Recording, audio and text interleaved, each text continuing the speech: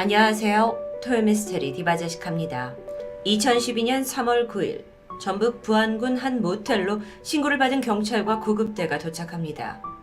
이미 모텔에서 현장을 본 주인이 반쯤 정신이 나가 있었죠.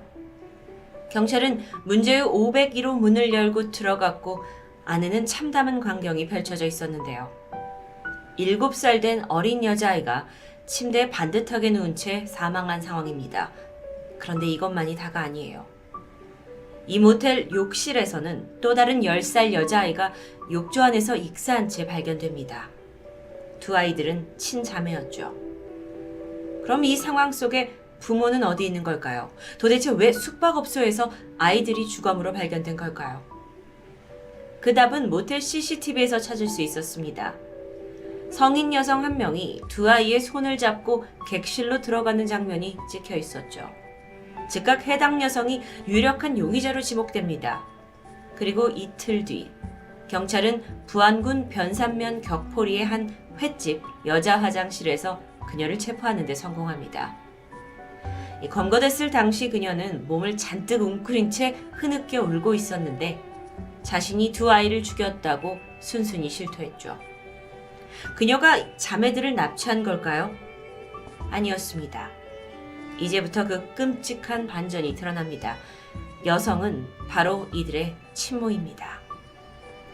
어떻게 된 사건인지 시간은 2년 전으로 거슬러 올라가는데요. 2010년 3월 33살의 주부 권 씨는 초등학교 학부모 모임에서 같은 30대 주부인 38살 양 씨와 처음 만나게 됩니다. 권 씨가 봤을 때 양 씨는 자신이 꿈꿔오던 그런 삶을 살고 있었어요. 대학교 전산실에서 일을 하고 직업을 가지고 있었고요. 또 양 씨에 따르면 IQ 148 이상이 들어갈 수 있는 멘사의 회원이라고 했죠. 일을 병행하면서 육아까지 척척 해내며 정말 그야말로 슈퍼우먼처럼 보였습니다. 권 씨는 양 씨가 부러웠고 동시에 동경했고 그렇게 두 사람은 빠르게 가까워집니다. 그런데 당시에 권 씨를 가장 괴롭히고 있던 큰 고민은 바로 넉넉지 못한 형편입니다. 남편의 월급이 150만 원 정도였는데 두 아이를 키우기에는 빠듯했죠. 그렇다 보니 부부관계 역시 좋은 편은 아니었습니다. 권 씨는 이런 상황을 친하게 지내던 양 씨에게 어느 날 털어놓게 되는데 이때 양 씨가 한 가지 제안을 합니다. 그건 바로 자신이 믿고 있는 종교단체에 가입을 해보라는 것이었어요. 그 종교의 이름은 기계교. 기계교 교리에 따르면 사람의 인생은 다 시스템에 의해서 좌우된다고 설명합니다. 고도로 정밀화된 어떤 시스템이 인간의 행동에 대해서 이렇게 해라 저렇게 해라 하며 지시를 내릴 텐데 그 지시를 잘만 따르면 인생이 술술 풀린다는 교리였죠. 양 씨는 자신이 이렇게 풍족하게 잘 살고 있는 것은 모두 기계교 시스템의 도움을 받았기 때문이라고 말합니다. 야, 너도 나처럼 잘 살게 될 거야. 기계교에 가입하면 취업도 보장될 거고 부부관계도 좋아진다? 아니 이게 객관적으로 도저히 믿기 어려운 이상한 종교인데요. 하지만 당시의 권 씨는 전적으로 양 씨를 의지하고 있었고 마침내 기계교에 가입을 마음먹습니다. 그렇게 거기에 발을 들여놓는 순간 양 씨가 뭐라고 하냐면 이제부터는 모든 삶을 시스템의 지시에 따라서만 그 통제에 의해서 움직여야 한다고 말했죠. 그리고 그 지시는 양 씨의 휴대폰을 통해서 권 씨에게 전달됩니다. 좀 이상한데요. 이때 양 씨가 말하길 내 번호로 지시가 내려졌다 한들 내가 보낸 게 아니다. 이건 우리 기계교의 시스템이 보내는 거다. 라면서 아주 단호했습니다. 그리고 이어서 기다리던 게 있었죠. 바로 가입비. 양 씨는 가입비 명목으로 1,000만 원을 요구합니다. 굉장한 거금인데요. 워낙 절박했던 권 씨는 무리를 해서 겨우 이 돈을 마련했고 양 씨에게 지불하게 됩니다. 얼마 후엔 자신의 인생도 양 씨처럼 잘 풀릴 거라는 강한 믿음 때문이었습니다. 이후 권 씨에게는 문자로 여러 가지 지시가 내려왔습니다. 처음에는 아주 간단한 것들이었어요. 집안 빨래를 해라, 설거지를 해라, 일상 속에 늘 그녀가 해왔던 일들이었죠. 그런데 시간이 지날수록 이 지시의 내용이 좀 이상하게 흘러가기 시작합니다. 청소를 한동안 하지 말아라. 특정한 옷만 입어라. 속옷을 차용하지 말아라. 요일별로 정해진 색의 팬티를 입어라 등등. 도무지 의미를 알 수 없었고 권 씨조차 이게 인생에 도대체 무슨 도움이 될 거냐라고 의심하기 시작했지만 그럴 때마다 양 씨는 강하게 설득했습니다. 조금만 참으면 돼. 다 잘 될 거야. 그냥 하라는 대로 하면 돼. 그럼 너도 나처럼 잘 될 수 있어. 이렇게 양 씨 응원을 받고 나면 권 씨는 다시 의심을 없앴고 시스템 지시를 착실히 이행합니다. 그런데 무엇보다 반드시 이 지시들을 지켜야 하는 절대적인 이유가 있었습니다. 그건 바로 이걸 어길 경우 일정 금액의 현금 혹은 시스템이 지정해주는 어떤 생활용품이나 가전제품을 헌납해야 한다는 벌칙이 있었기 때문이에요. 벌칙이란 게 결국 경제적인 부담을 의미합니다. 벌금과 물품의 가격이 올라갈수록 권 씨의 부담은 커져갔어요. 그러니까 권 씨는 이 지시를 절대 어기지 말아야 한다는 어떤 강박에 사로잡히게 되죠. 그런데 그쯤에서 이 지시의 실행 대상이 권 씨가 아닌 그녀의 자녀들로 옮겨가기 시작합니다. 예를 들어서 아이들이 밥을 25분 안에 다 먹게 해라. 일주일 동안 아이들을 씻기지 말아라. 아이들 옷을 갈아입히지 말아라.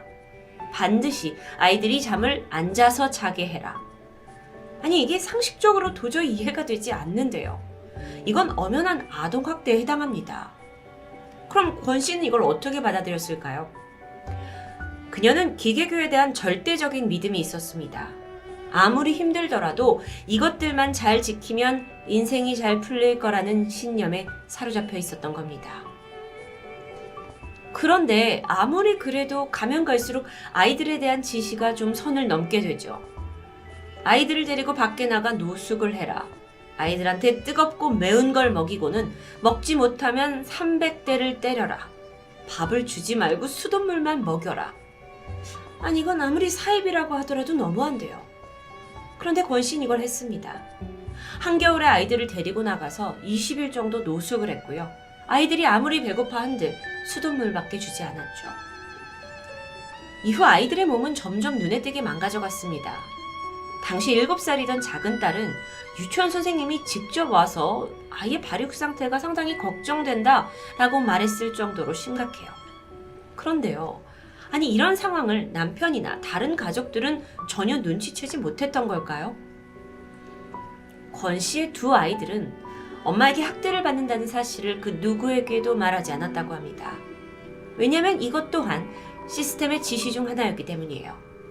엄마가 아이들한테 넌 이걸 절대 밖에 말하면 안 된다라고 세뇌시켰고 이걸 어길 시에는 아이들에게 손찌검도 마다하지 않았죠. 그렇게 권 씨가 이 기계교육의 참혹한 굴레에 빠진 지 무려 1년 6개월이라는 긴 시간이 흘렀습니다. 그렇게 최대한 지시를 지키려고 노력했지만 그럼에도 불구하고 계속적으로 오는 이 기이한 요구에 권 씨는 상당한 돈을 계속 헌납해야 했습니다. 그게 모이고 모이더니 어느새 6천만 원의 사채비까지 지게 되죠. 아니 인생이 잘 풀릴 거라는 믿음으로 시작한 건데 오히려 빚더미에 앉게 된 겁니다. 그러던 2012년 3월 엄마 권 씨는 돌연 두 아이들을 데리고 전라북도 부안군의 격포로 여행을 떠나게 됩니다. 그곳에서 아이들에게 맛있는 삼겹살도 사주고 쇼핑도 하고 바다도 보면서 행복한 추억을 쌓아갔죠.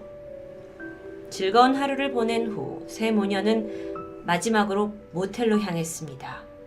그리고 그곳에서 권 씨는 엄마로서 결코 해서는 안 될 끔찍한 일을 저지르고 맙니다. 자신의 두 아이들을 살해한 겁니다. 이것도 모든 게 기계교 그 양 씨의 지시였던 걸까요? 원래 엄마의 계획은 아이들을 죽인 후에 본인 역시 자살로 생을 마감하려고 했습니다. 하지만 아이러니하게도 막상 그 순간이 오자 권 씨는 죽음이 두려워졌고 결국 현장에 아이들만 남겨둔 채 혼자 도주한 겁니다. 이게 도대체 무슨 말도 안 되는 시츄에이션이죠. 추후 권 씨를 체포한 경찰은 이 모든 상황이 생활고에 시달리던 엄마가 삶을 비관해서 아이들 살인을 저질렀을 거다라고 생각했습니다. 하지만 권 씨가 직접 밝힌 범행 동기는 더 충격이었죠. 기계교에서 딸들과 자신을 해방시키기 위해서 이걸 시켰다. 그래서 나는 어쩔 수 없는 선택이었다라고 말하는데요. 경찰은 일단 기계교는 모르겠고 이 가족을 나락으로 몰아넣은 그 양 씨를 추적하기 시작합니다. 머지않아 그녀도 체포되었어요. 현재 보고 계신 사진이 실제 검거 사진인데요.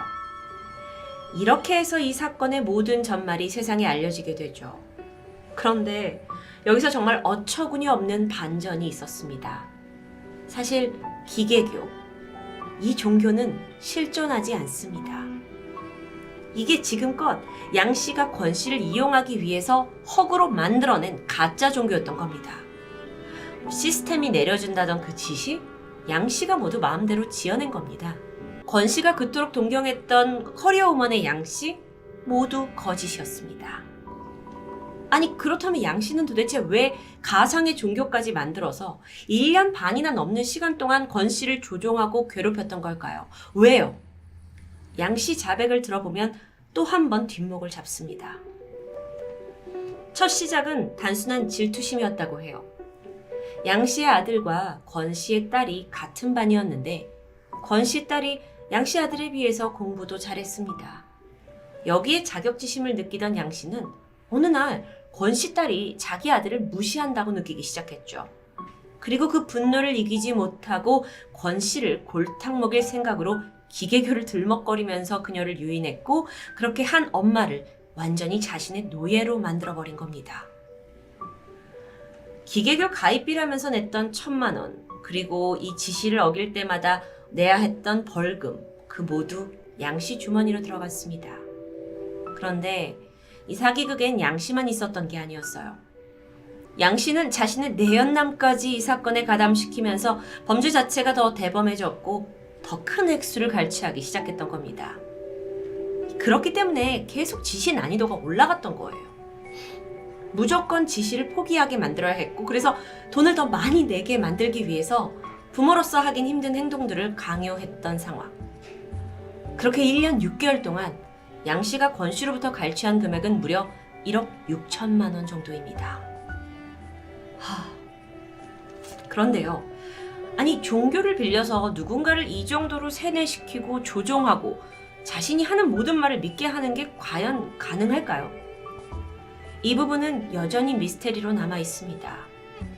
권 씨가 도대체 무엇에 흘려서 그렇게 양 씨가 하라는 대로, 아니 양 씨가 그녀의 신이 돼버렸는지 일반적인 사람의 생각으로는 도저히 이해가 되지 않는데요. 이후 자식을 살해한 권 씨는 모든 혐의를 순순히 인정했고 1심에서 8년을 받게 되지만 항소 후 2심에서 최종적으로 징역 6년을 선고받습니다.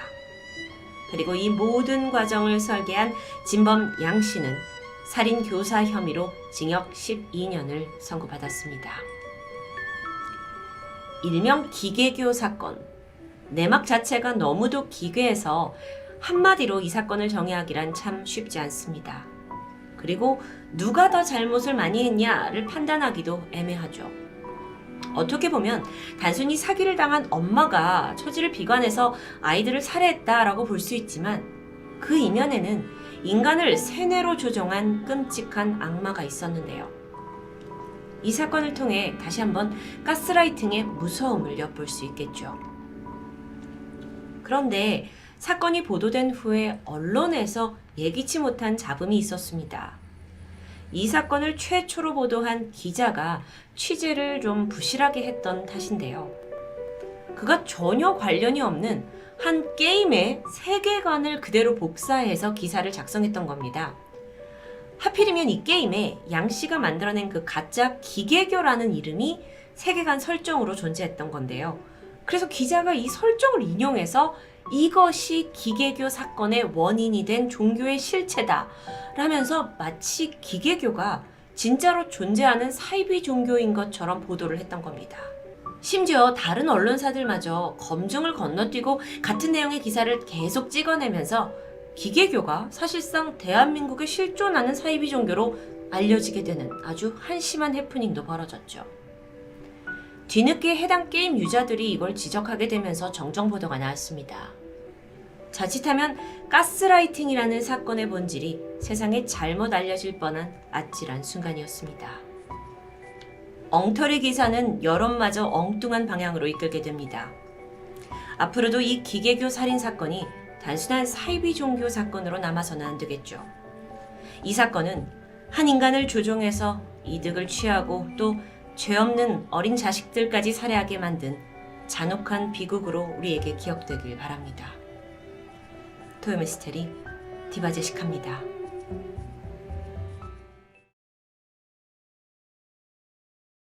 안녕하세요. 토요미스테리 디바제식합니다. 2016년 5월 31일 경찰서에 다급한 전화가 한 통 걸려옵니다.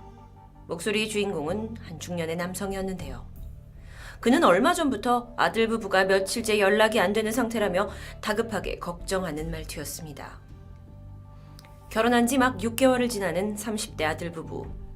아버지는 건강식품을 전달해주기 위해서 지난 며칠간 아들 전선근 씨와 그의 아내에게 수차례 전화를 걸었지만 이상하게도 연락이 전혀 닿지 않았습니다. 불안감에 휩싸인 아버지는 아들이 운영하는 식당에 직접 찾아가 보는데 여기서 충격적인 이야기를 듣게 됩니다. 아들 전 씨가 지난 28일 앞으로 한두 달간 출근하지 못할 것 같다는 문자만 그의 동업자에게 남기고는 모습을 보이지 않는다는 것이었죠. 하물며 며느리 최송희 씨는 연극 배우를 하면서 성실하고 실력 있는 배우로 인정받고 있었는데 그녀 또한 지난 30일 극단의 대표에게 개인 사정상 더 이상 출연하기 어려울 것 같다 라는 문자를 남기고는 돌연 잠적한 것이 밝혀집니다. 하루아침에 이 신혼부부의 행적이 묘연해진 상황인데요. 실종신고를 접수한 경찰은 가장 먼저 이들이 거주하는 아파트에 방문합니다. 문을 열고 들어간 내부에는 막 장을 보고 온 것 같은 그런 상태로 식탁에 마트 봉투가 있었고요. 부부가 키우던 강아지가 며칠은 굶은 듯한 모습으로 발견됩니다.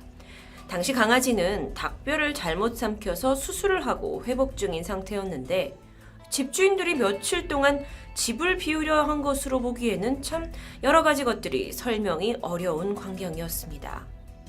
그렇다면 혹시 강도가 침입한 건 아니었을까요? 그런데 집안에는 누군가가 들어온 흔적이 전혀 발견되지 않았고요. 다만 이 집에서 사라진 것은 두 사람의 여권과 노트북이었습니다. 이후 경찰은 빠르게 아파트 CCTV를 확보합니다. 영상 속에서 부인 최 씨는 27일 날 밤 11시쯤에 장을 봐서 집에 돌아오는 모습이 확인되었고요. 몇 시간 뒤인 새벽 3시 30분, 남편 전 씨도 집으로 돌아오는 장면이 확인이 되는데 이후에 두 사람이 나가는 장면은 없었습니다. 아파트 내부, 주차장, 그리고 출입구 두 곳까지 총 21곳의 CCTV를 모두 확인했지만 그 어디에도 부부가 27일 이후 아파트를 벗어나는 모습은 찍혀있지 않았습니다.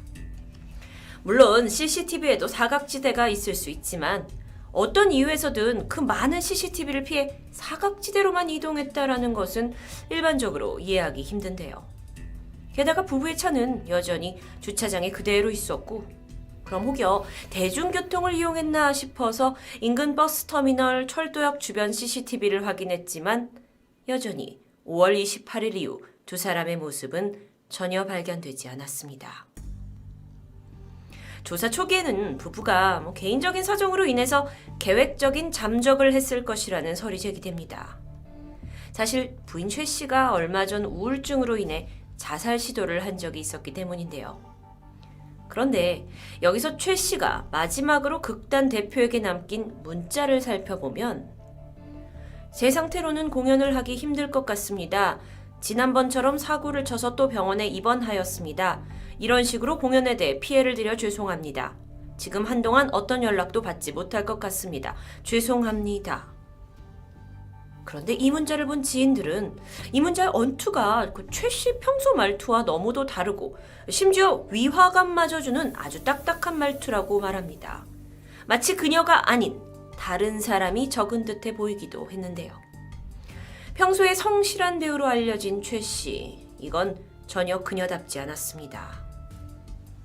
그런데 최 씨가 문자를 보내고 잠적한 이래 그녀의 남편 전 씨와 통화를 했던 사람이 있습니다. 그 사람은 바로 최 씨의 극단 동료 A 씨였는데요. 최 씨가 이렇게 문자를 보내고 거기에 대해 답장을 했는데 아무런 연락이 없자 대신 남편 전 씨와 다음날 통화할 수 있었다고 합니다.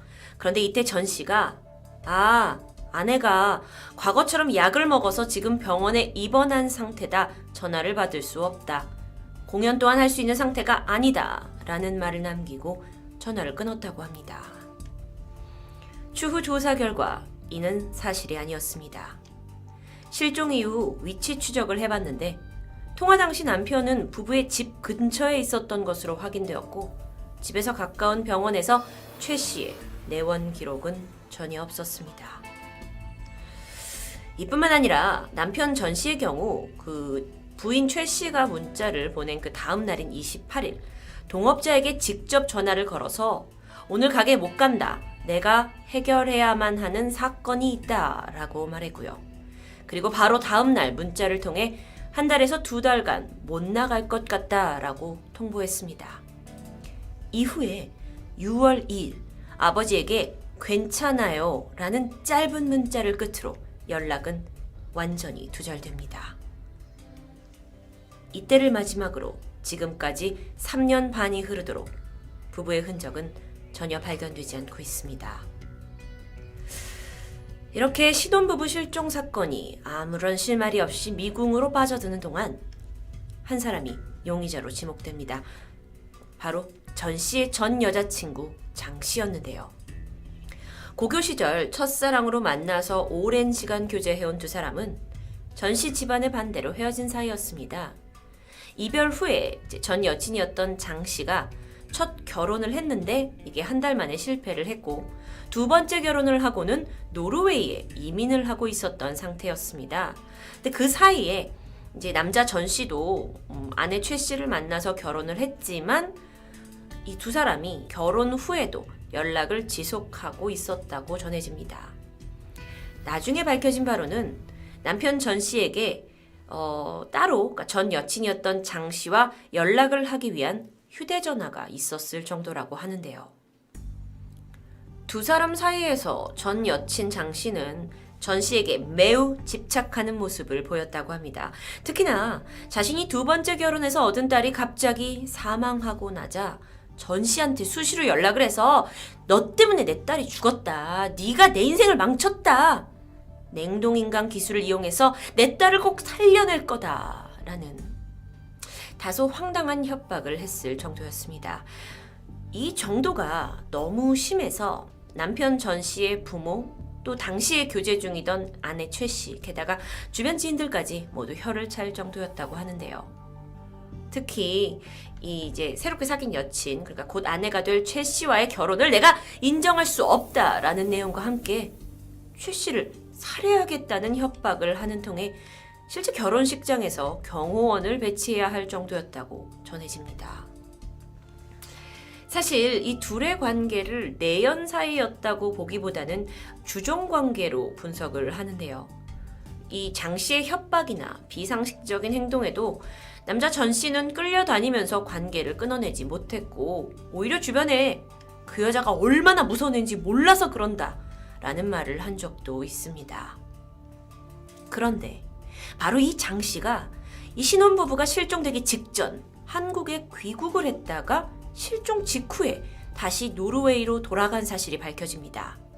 그런데 장 씨가 한국에 올 때 아프리카 여행을 가야 한다. 이 이유로 어머니에게 현금 1,000만 원을 빌린 사실이 밝혀지죠. 아프리카 여행은 이루어지지 않았습니다. 그렇다면 그녀는 왜 가족에게조차 여행 목적지를 거짓으로 이야기했을까요? 또 한국에서 이제 지내는 며칠 동안 가족이나 지인에게 전혀 연락을 하지 않은 점도 이상합니다. 귀국을 해서 생활을 하는 동안 보통 찜질방이나 모텔에서 이제 생활을 하면서 소액의 현금만을 사용했는데 이런 게 마치 일부러 흔적을 남기지 않으려고 행동하는 것처럼 의심스러운 부분도 있습니다. 자신의 어머니에게 빌렸다는 거금 1,000만 원이 사용된 정황은 발견되지도 않았고요. 경찰이 조사를 시작하자 이미 장 씨가 노르웨이로 돌아간 상태였기 때문에 이 사건에서 장 씨가 변호사를 고용을 해서 상황을 대응하는 듯 했습니다. 그러던 2016년 12월경에 그녀가 이사를 했고요. 이후 아예 자취를 감춰버립니다. 그래서 한국 정부가 장 씨를 찾기 위해서 2017년 3월 인터폴에 적색 수배를 발령했고 같은 해 8월에 용의자로 검거한 것에 성공합니다. 자, 그렇다면 그녀가 유력한 용의자일 수 있으니까 그녀의 검거 소식과 함께 이제 사건이 좀 해결되나 싶었는데 지금 2020년 지금까지도 장 씨를 소환 조사하는 것은 거의 불가능에 가까운 것으로 보입니다. 그 이유가 노르웨이 법원이 한국 정부가 요청한 범죄인 인도 청구를 승인하지 않았기 때문인데요. 그쪽에선 용의자 장 씨가 피의자라는 직접적인 증거가 부족하지 않냐라고 주장합니다. 자, 이렇게 가장 의심되는 용의자를 조사조차 할 수 없는 답답한 상황에서 누구보다 괴로운 것은 두 사람의 부모님일 텐데요. 사라진 부인 최 씨의 친정어머니는 6월 5일이 될 때까지 딸의 실종 사실을 모르고 있었다고 합니다. 오랜 기간 동안 연락이 되지 않으니까 딸의 위치 추적을 의뢰하면서 뒤늦게 이 부부가, 딸 부부가 실종했다라는 것을 알게 되는데요. 부부가 실종됐다는 것을 어떻게 사돈 쪽에 알리지도 않았냐 하면서 이게 너무 황당했고 이거에 대해서 이제 그 사돈 측에다가 강하게 항의했다고 합니다. 그런데 여기서 남편 전 씨의 부모 답변이 지나치게 평온했습니다. 그저 돌아올 테니까 애들을 그냥 기다려보자 라는 것이 전부였던 거죠. 이런 태도는 아주 초반에 경찰에 다급하게 실종 신고를 넣었던 아버지의 모습과는 좀 상반됩니다. 맨 처음 전 씨의 아버지가 이런 말을 했다고 해요. 이번에야말로 장 씨를 정말 가만두지 않겠다. 헤어진 전 여친 장 씨를 가만두지 않겠다라고 말을 하면서 크게 흥분했었다고 하는데 그러다 돌연 태도가 바뀌더니 며느리는 평소에도 먼데 가고 싶어 했으니까 절 같은 데 들어가 있지 않겠습니까? 나는 우리 아들을 보호해야겠다라는 말을 남기고 집을 이사해버립니다. 이렇게 남편 전 씨의 부모 쪽에서 보여준 약간은 잘 이해가 되지 않는 부분들이 한 가지 더 있습니다. 실종 이후인 2016년 9월 부부가 사라진 지 4개월 만에 아내 최 씨가 다니던 정신과에 누군가 전화를 걸어왔고 최 씨가 처방받던 정신과 약의 대리 처방을 요구합니다. 당시 전화를 걸었던 건 한 중년의 여성이었는데 그녀는 자신을 최 씨의 시어머니라고 밝힙니다. 그래서 간호사가 그녀가 불러주는 주민등록번호를 입력했는데 이제 실종이 딱 뜨니까 경찰에 이 사실을 보고하게 되죠. 이후 조사가 이루어졌지만 결과는 황당했습니다. 전화를 건 인물은 최 씨의 시어머니가 아닌 시아버지의 형수였고요. 이에 대해 남편 전 씨의 그 아버지는 내가 그냥 소재 파악을 하기 위해서 진료 기록이 있는지를 알아보려고 내 형수한테 전화 좀 해달라고 시켰다 라고 아무 일도 아닌 것처럼 답변을 합니다. 사실 딸이 사라진 입장에서 부모의 그 상태로는 이런 전화 하나조차 모든 게 의심스러울 수 있었죠. 그런데 경찰도 이 부분에 수긍을 했는지 이 이후의 조사는 이루어지지 않았습니다.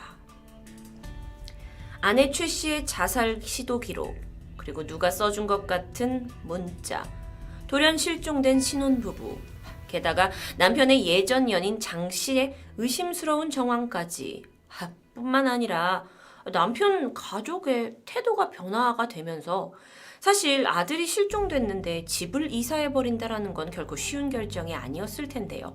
이 모든 것이 굉장히 의심스럽습니다. 이 사건은 SBS 그것이 알고 싶다를 통해 재조명되면서 큰 관심을 불러일으켰지만 실종된 지 3년 반이 넘은 지금까지 여전히 한국의 미제 사건으로 남아 있습니다. 그런데 실종 당시 아내 최 씨는 임신 7, 8주 차였다고 전해집니다. 만약 부부가 어떤 위협을 피해서 자발적으로 자취를 감춘 것이라면 지금쯤 한 3살 된 아이와 함께 생활을 하고 있을 텐데요. 그런데 만약 자발적으로 잠적을 한 게 아니라면 부부와 3살 된 아이는 지금 어디 있는 걸까요? 이 세상 모든 실종 사건의 피해자 가족들은 부디 이들이 어딘가에 살아있어 주기만을 바라는 간절한 심정으로 기다리고 있습니다. 머지않은 시일 내에 이들 사건이 해결되기를 기원합니다. 토요미스테리 디바제시카였습니다.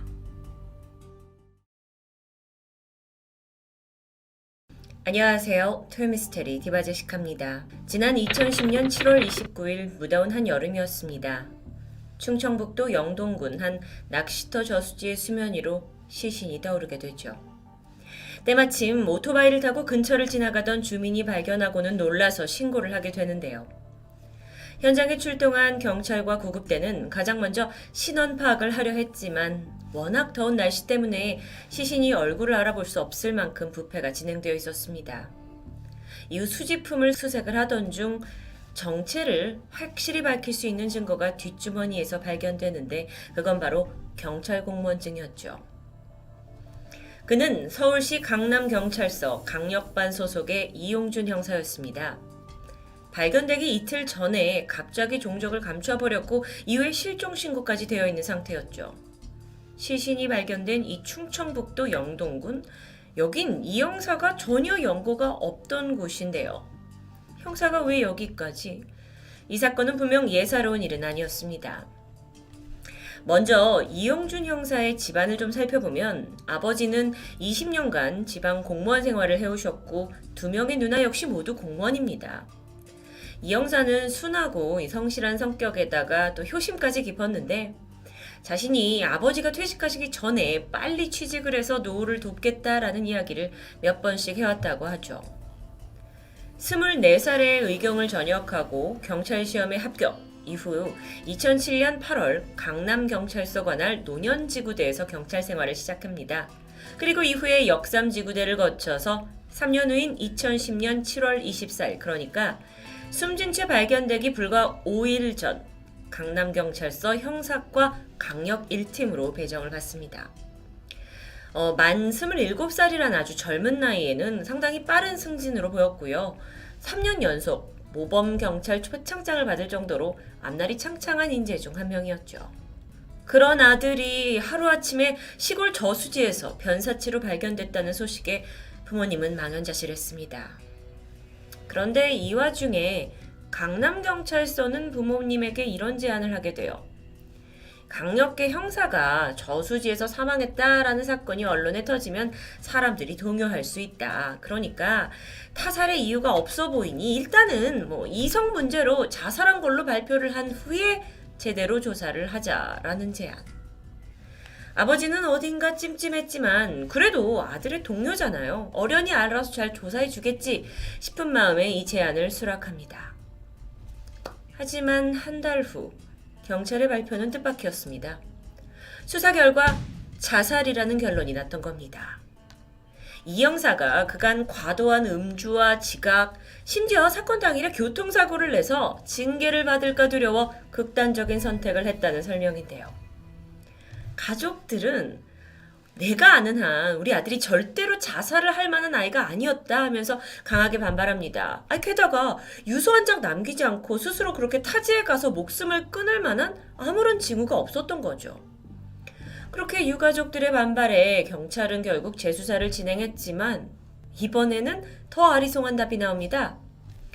타살의 증거가 없으니 타살도 아니고 그렇다고 자살도 아니다. 너무도 황당한 결론이죠. 그러면서 더 이상 수사할 내용이 없다며 이용준 형사 사건은 급히 종결되고 말았는데요. 이 상황을 도저히 받아들일 수 없었던 유가족들은, 특히 아버지는 직접 나서서 이 형사의 행적들을 조사하게 됩니다. 그렇게 시간은요, 그가 처음 강남경찰서 형사과로 발령받은 7월 24일 저녁으로 되돌아가 볼 텐데요. 이날 이 형사는 아는 형이자 부산 출신 정보원 서 씨의 전화를 받고 밤 10시쯤 그를 만나기 위해서 강남 논현동의 한 식당을 방문하게 됩니다. 가보니까 한 낯선이가 여기 와 있는 거예요. 그 사람은 부산에서 횟집을 운영하는 김 씨인데요. 서 씨가 이 형사에게 김 씨를 소개해준 자리였죠. 그리고 이틀 후인 7월 26일 야근을 하던 이 형사는 어떤 사건 자료를 들고서 자신이 근무하는 강남경찰서가 아닌 근처 역삼 지구대 파출소에 가서 복사를 합니다. 그리고는 평소에 타고 다니던 업무용 차량에 기름을 가득 채우게 되죠. 그날 퇴근 후에 이 형사는 또다시 그 정보원이라는 서 씨와 술자리를 합니다. 두 사람이 다음날 새벽 3시까지 양주를 2-3병 정도 나눠 마셨고 이 형사가 술에 취해가지고 서 씨 집에서 잠이 들었다고 증언하게 되는데 그 다음 날인 7월 27일 오전 9시경 늦잠을 잔 이 형사가 너무 놀랐어요. 그래서 지가겠다 하면서 통화를 하는데 그때 통화했다는 말이 예 반장님 늦어서 죄송합니다 라고 말하고 서둘러 서 씨의 집을 나갔다고 합니다. 근데 경찰서로 출근하는 대신 이제 바로 외근을 나갔고요. 이후에 다시 자신의 자취방에 들러서 샤워를 하고 경찰 업무용 차량을 직접 운전해서 어디론가 향하게 되는데 이 내비게이션에 남아있는 목적지를 보니까 여긴 다름 아닌 부산의 한 카센터입니다. 여긴 3일 전에 정보원 서 씨가 식당에서 소개해준 그 김 씨의 거주지 근처였어요. 그리고 오전 10시 32분 서울 서초 IC 부근 카메라에 이 형사의 차량이 포착됩니다. 그는 서울 요금소를 곧장 빠져나와서 경부고속도로로 향했죠.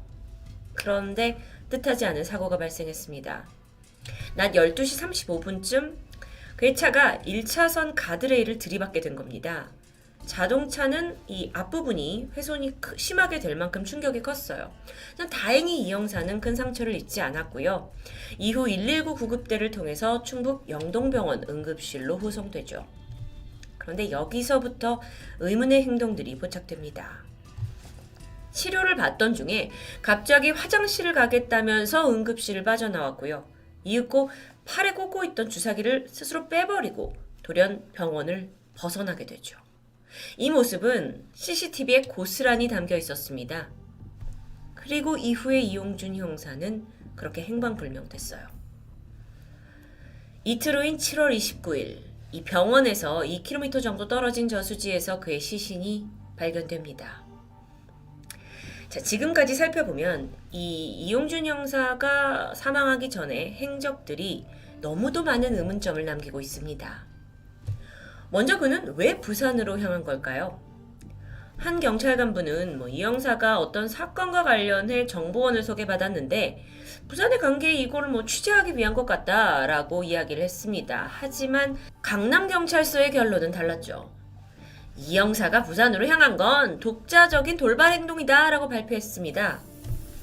그런데 여기서 잠깐 짚고 넘어가야 될 게 있는데 이 형사는 그 위계 질서가 확실하다는 강력반의 신참이었다는 점이죠.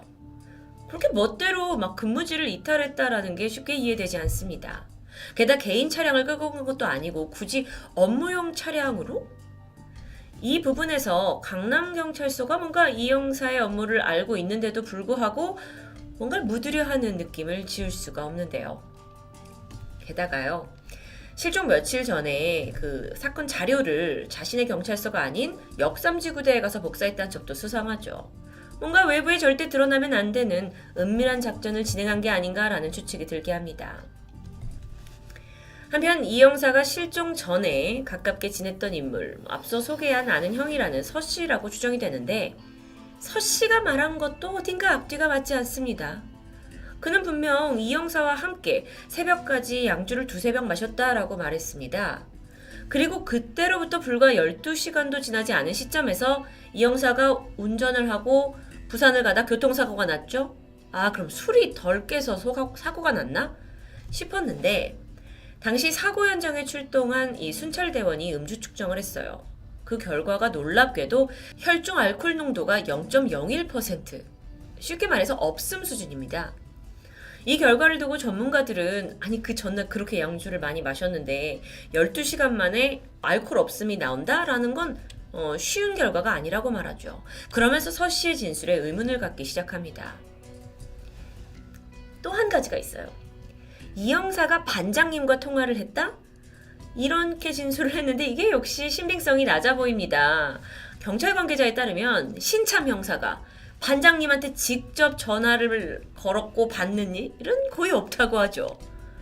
그리고 형사들은 출퇴근 시간이 따로 없어서 아침 지각이라는 개념이 별로 없다고도 하는데요. 자, 그렇다면 서 씨란 인물은 도대체 누군가? 정말 가까운 인물인가? 결론적으로는 그가 이 형사와 가깝게 지낸 건 맞는데 사실 둘은 알게 된 지 열흘밖에 되지 않았다는 게 드러납니다. 이 형사가 강남경찰서로 발령을 받기 전에 이 예전에 알던 경찰 동기가 부산정보원인 서 씨를 소개해 준 것 뿐이었어요. 그런데 여기서 잠깐요. 아니, 강남경찰서에서 일하는 이 형사가 왜 부산정보원을 소개받았을까요? 2017년 이 사건을 다뤘던 한 방송에서는 서 씨를 취재하려고 했습니다. 하지만 행적을 찾기 힘들어서 실패하고 말았죠. 교통사고도 좀 어딘가 미심쩍은 부분이 있어요. 애당초 경찰은 이 형사가 졸음운전을 했고 그러면서 핸들을 과하게 꺾으면서 자신이 혼자 일으킨 단독 교통사고라고 결론을 냈는데 이 차를 살펴본 전문가들에 따르면 보통 졸음운전 사고는 한쪽의 대각선 부분만 부딪혀서 사고가 나는 게 일반적입니다.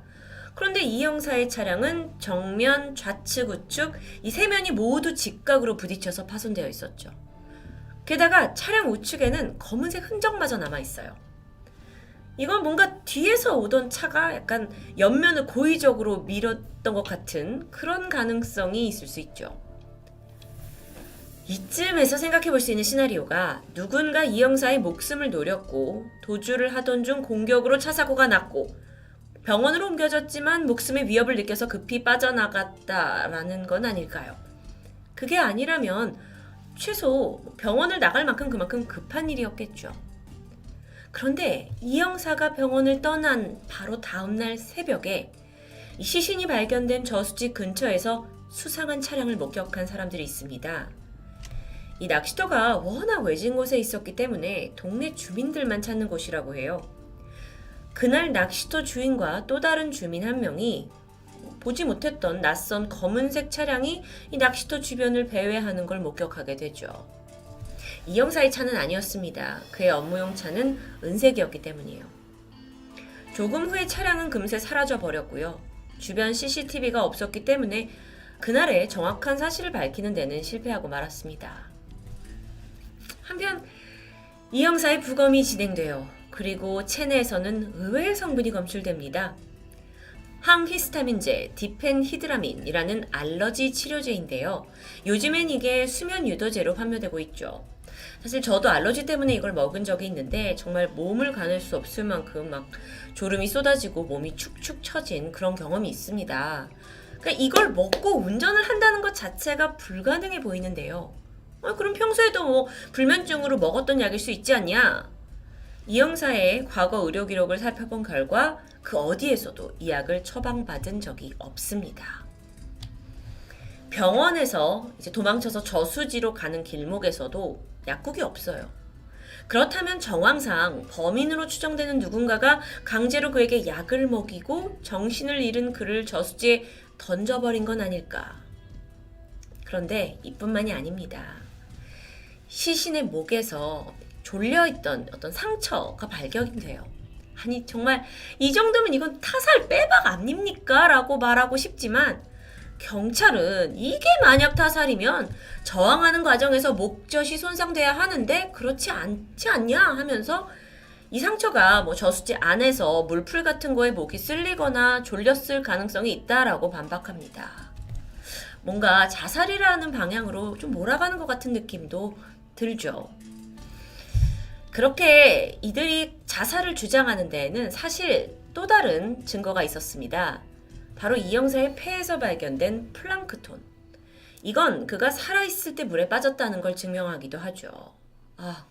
그럼 뭐지? 하고 헷갈리려는 순간 또 하나의 반전이 등장합니다. 이 형사의 폐에서 검출된 플랑크톤은 바닷물에 사는 종류였다고 해요.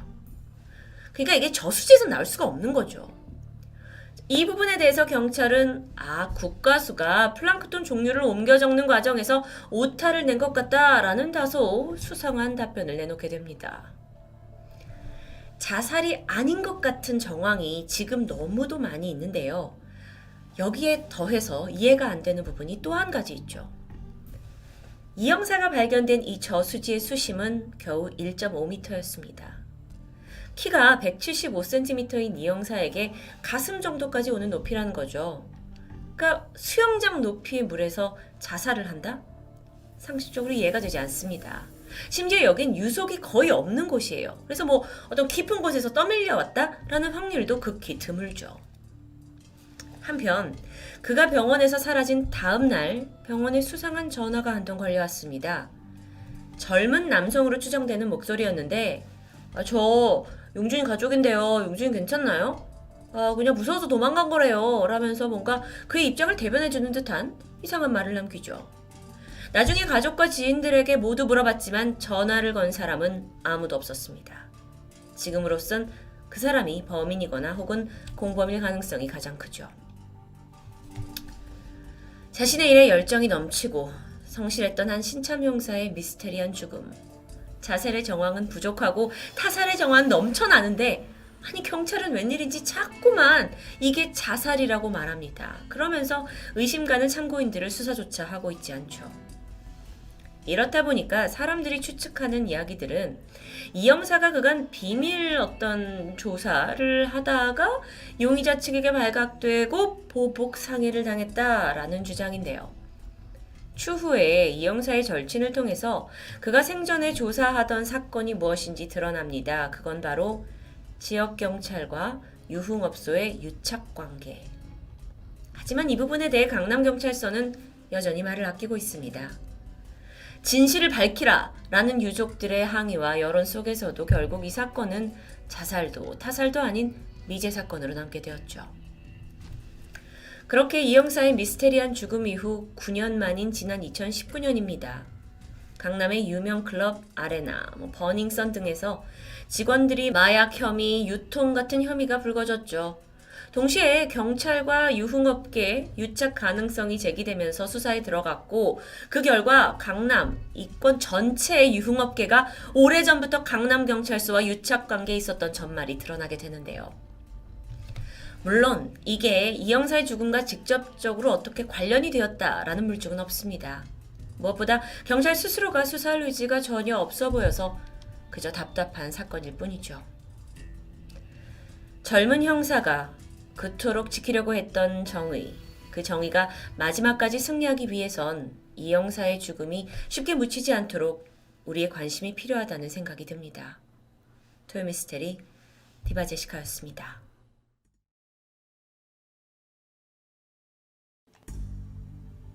안녕하세요. 토요미스테리 디바제시카입니다. 1992년 10월 28일 밤 서울 마포구 성산동의 한 교회에 수많은 신도가 모여 두 손을 꼭 모으고 기도를 하고 있습니다. 그런데 일반적인 교회에서 볼 수 있는 기도하는 장면과는 좀 다르게 신도들은 상당히 격앙되어 있었고 일부는 울부짖기도 하는데요. 이 모습이 마치 무언가에 깊게 빠져버린 채 간절하게 예배를 드리는 것 같았습니다. 다소 광기가 느껴지기도 하고요. 사실 이들은 다미 선교의 신도들로 10월 28일 수요일 교회가 예고했던 자정의 휴거를 기다리고 있었는데요. 여기서 휴거란 예수 그리스도가 세상을 심판하기 위해 이 땅에 재림한다, 즉 다시 오셨을 때 구원받은 사람들이 공중으로 올려가는 것을 말합니다. 다시 말하면 10월 28일에서 29일로 넘어가는 자정은 지구의 종말이 다가오는 날이라고 믿고 있었던 거죠. 당시 다미선교의 신도들은 저마다 가슴에 어떤 믿음의 증표로 휴거 신분증을 달고 있었고 교회 내부에는 미리 출입증을 받은 신도들만 들어갈 수 있었다고 합니다. 하지만 이 집회에 참여하지 못한 사람들과 비신자들을 위해 교회 밖에는 대형 스크린이 설치되어 있었고 예배 모습을 모두가 지켜볼 수 있었는데요. 신도들은 종말이 다가오는 순간 하늘의 선택을 받아 공중으로 들여 올려지는 상황만을 기대하고 있었습니다. 그런데 이렇게 휴거를 기다리는 사람들이 비단 다미선교회 이 사람들만이 아닙니다. 전국의 173개 교회, 대략 8천여 명의 사람들이 대한민국 곳곳에서 집회를 열었고 종말을 기다렸습니다. 뿐만 아니라 다미 선교회의 헌신적인 포교 활동으로 인해 미국과 필리핀을 포함한 세계 각지 약 40여 개 지부에서 모인 1000명의 신도 또한 휴가론에 빠져 있었죠. 한국을 넘어 전 세계까지 이렇게 대규모로 진행된 다미 선교의 휴거 사태에 수많은 언론과 대중의 이목이 집중될 수밖에 없었습니다.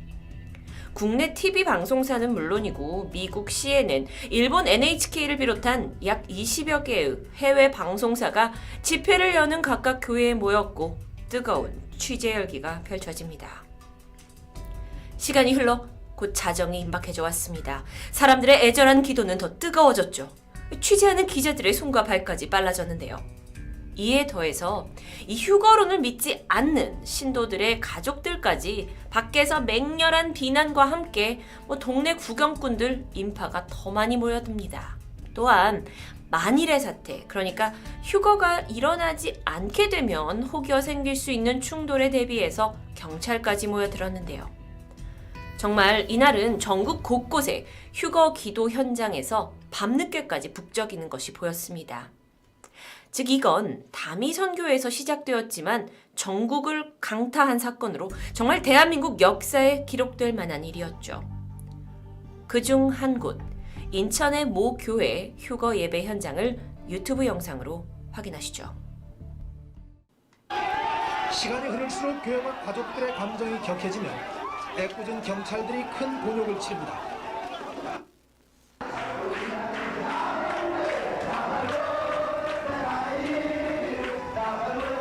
11시 10분 취재팀이 어렵게 현장에 들어갈 수 있었습니다. 정신이 멍할 정도의 찬송 소리와 엄청난 열기가 몸을 움츠러들게 합니다.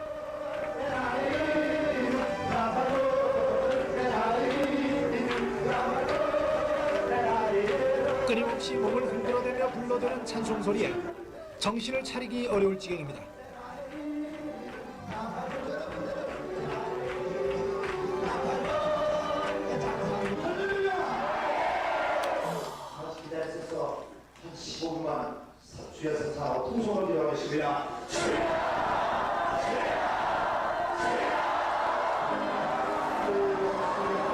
이어지는 통성기도 시간.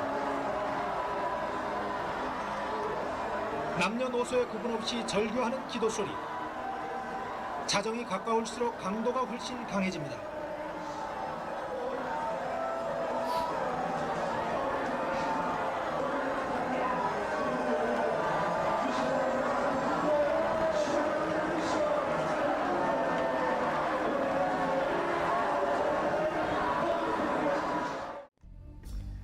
이렇듯 영상에서 보이는 모습은 다소 충격적이었는데요.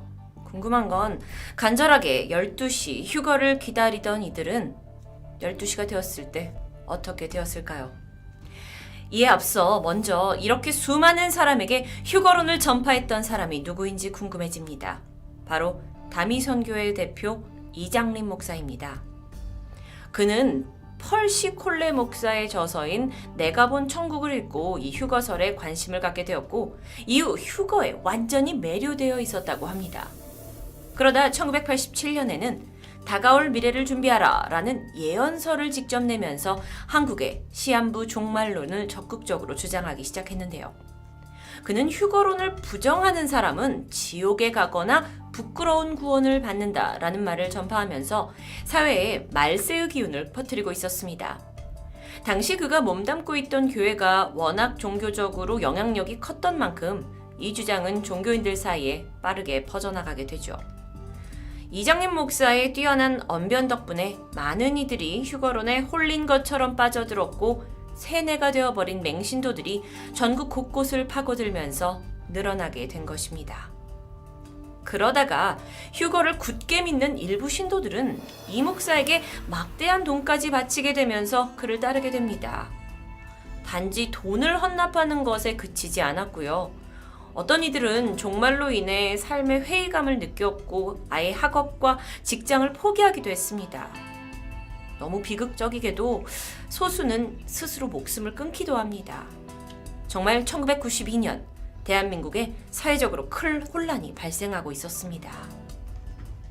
특히나 그날이 다가오면서 여기저기 교회에서는 사람들을 부추기고 있었는데요.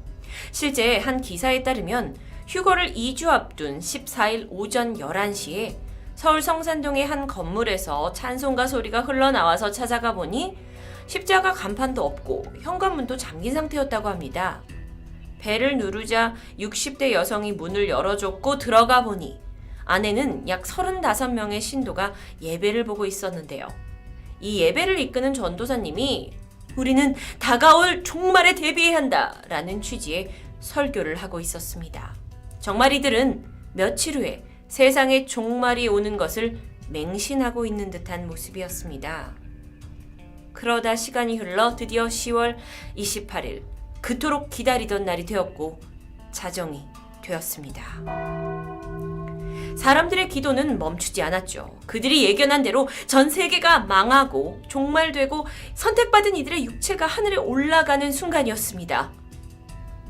하지만 아무 일도 일어나지 않았죠. 세상은 여전히 그대로였습니다. 이런 사실을 신도들은 받아들이지 못했던 걸까요?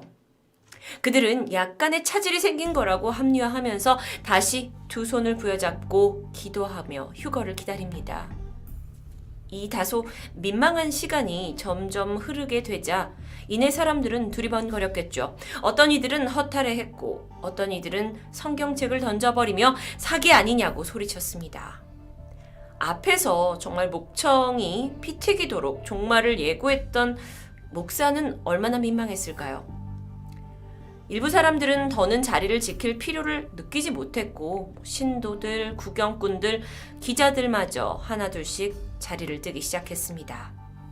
당시 이게 대한민국에 굉장히 큰 사건이었기 때문에 한 교회에 침투해서 이 모습을 찍은 영상이 남아있는데 직접 확인해 보시죠. 드디어 찾아 12시가 아무 일도 일어나지 않지만 예배 열기는 식을 줄을 모릅니다. 끝까지 기도하라. 끝까지 기도해. 목사는 계속해서 기도를 독려하고 교인들 사이에도 동요의 빛은 보이지 않습니다.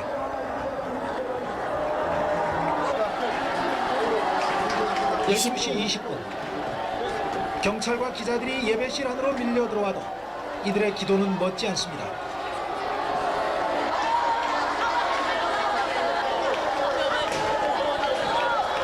이런 어린들의 옆에 땀에 흠뻑 젖어 앉아있는 어린아이들은 무슨 생각을 하고 있을지. 가족들이 밖에 온 사람을 나가서 가족들이 밖에서 12시 반 바깥 가족들의 움직임이 심상치 않음을 눈치챈 목사가 밖으로 나가 가족들을 만나라고 해도 교인들은 전혀 움직이려 하지 않습니다.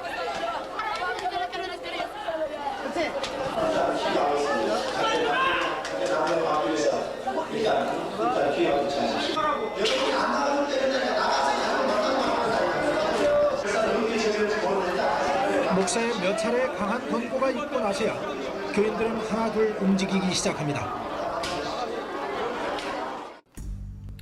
대한민국을 발칵 뒤집어 놓은 시한부 종말론이 허무한 대국민 사기극이 된 순간이었습니다.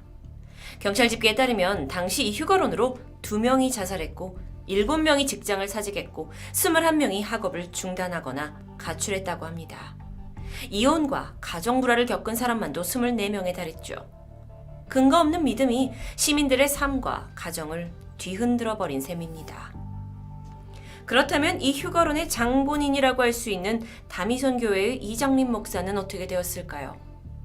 사실 지구 종말이라는 소문이 대한민국을 혼란의 도가니로 집어넣으면서 이장림 목사는 이미 휴거 한 달 전에 구속된 상태였다고 합니다. 그리고 경찰 조사 과정에서 수십억 원의 재산을 다미선 교회 운영 과정에 쌓아두었다는 사실도 밝혀지죠. 심지어 그는 신도들의 헌금으로 1993년 5월에 만기되는 34억짜리 채권을 사두었다고 하는데 생각해보면 1992년에 세상이 망한다고 주장을 했으면서도 1993년 다음 해에 현금화될 수 있는 채권을 샀다라는 건 말과 행동이 모순되어 온 것처럼 보입니다. 스스로 휴거가 거짓임을 증명한 셈이죠. 또한 검찰은 이 씨가 신도들로부터 개인적으로 수억 원을 받았다는 사실을 확인하는데요. 이 목사에게 홀려서 1,000만 원 이상을 헌납한 신도가 약 30여 명에 달했고 그중 일부는 휴거일인 10월 28일까지의 생활비를 뺀 전 재산을 헌납했다고 합니다. 온 국민이 생중계로 지켜보는 가운데 종말이 거짓이라고 들통나 버린 후 사람들은 어떻게 됐을까요? 당시 약 33일간 다미선 교회를 잠입 취재했던 기자는 휴거가 불발된 이후 사람들 상당수가 일상으로 돌아갔다고 말합니다. 하지만 그중 일부는 수차례 날짜를 수정해가면서 계속 휴거를 기다렸다고도 전해지는데요. 궁금해집니다. 도대체 이들은 무슨 이유로 이 종말에 대해 강한 믿음을 저버리지 못했던 걸까요? 그때로부터 30여 년이 가까이 지난 지금 이 사건에 관련되었던 사람들이 이 사건을 어떻게 보는지 궁금했습니다. 또 신자들을 이끌었던 목사는 어떻게 살고 있을까요? 먼저 당시 사기 혐의로 징역 1년을 선고받은 이장림 목사는 93년에 출소한 이후 새로운 삶을 살겠다며 이름을 이답게로 개명합니다. 여기서 사람답게라는 뜻이라고 전해지는데요. 그리고 그는 서울 서교동에 새하늘 교회를 설립합니다. 이후 2003년 건강상의 이유로 종교활동을 접었다가 2011년 8월 신도들의 요청으로 설교를 시작하면서 성산동에 교회를 세우게 되죠. 이 성산동은 사실 92년 다미선 교회의 본부가 있던 곳입니다. 하지만 그가 더 이상 종말론을 주장하진 않았고 다른 신도들도 휴거에 대해서는 회의적이었는데요. 특히나 목사의 밑에서 있던 분들도 회의적이었다고 합니다. 2012년 다미선 교회 출신의 한 전도사는 이런 인터뷰를 진행합니다. 예수 재림을 우리가 믿어야 하긴 하지만 종말 날짜를 특정 짓는 건 위험했다. 이외에 다른 신도 A 목사는 과거를 회개하고 정통 신학으로 건너갔다고 알려져 있기도 합니다. 사실 그는 이장림 목사에 의해서 어린 선지자로 지목됐던 인물이었는데요. 그 역시 내가 어린 나이에 잘못된 신앙에 흔들려 버렸던 것을 회개하고 이제 제대로 된 신학을 공부하겠다라고 말합니다. 하지만 여전히 휴거를 믿으면서 기다리는 사람들도 있습니다. 1992년 10월 28일 이 다미선 교회 본부에서 마지막 예배를 인도했던 장만호 목사가 그중 한 명이라고 알려져 있는데요. 그는 2012년에 그 앞서 있었던 다른 목사들과의 같은 인터뷰에서 베리칩, 그러니까 유전자 정보가 들어있는 그 베리칩이 모든 사람의 몸에 심어지게 되는 2013년부터 2016년 사이에 휴거가 올 거다라고 주장합니다. 이외에도 경남 거제시에서 교회를 운영 중인 이만성 목사도 2013년에 3차 세계대전이 휴거의 신호탄이 될 거다라고 주장하면서 2000년부터 동영상으로 종말 신앙을 전하고 있었는데요. 그들의 예고와는 다르게 2020년 지금도 휴거의 징조는 보이지 않고 있습니다. 1992년 10월 28일 정말 한국을 발칵 뒤집어 놓은 휴거 사건. 과연 어떤 이들이 종말론에 빠졌는지 궁금해집니다. 혹여나 뭐야? 하면서 그들을 무시하고 비판하기에 앞서 이렇게 생각해 보는 건 어떨까요? 우리는 삶이 힘들어지면 의지할 곳을 찾게 되고 종종 그게 종교가 되기도 합니다. 어쩌면 그 신도들은 삶에 있어 나약한 타이밍이었고 종말론을 앞세운 나쁜 종교인들이 그 마음을 잘 이용했던 건 아닐까요? 물론 종교에 의지하는 것이 나쁘다는 것은 아닙니다. 하지만 그릇된 믿음을 심어주면서 한 사람의 인생과 가정을 파탄냈다면 그것은 분명 범죄입니다. 토요 미스테리 디바제시카였습니다.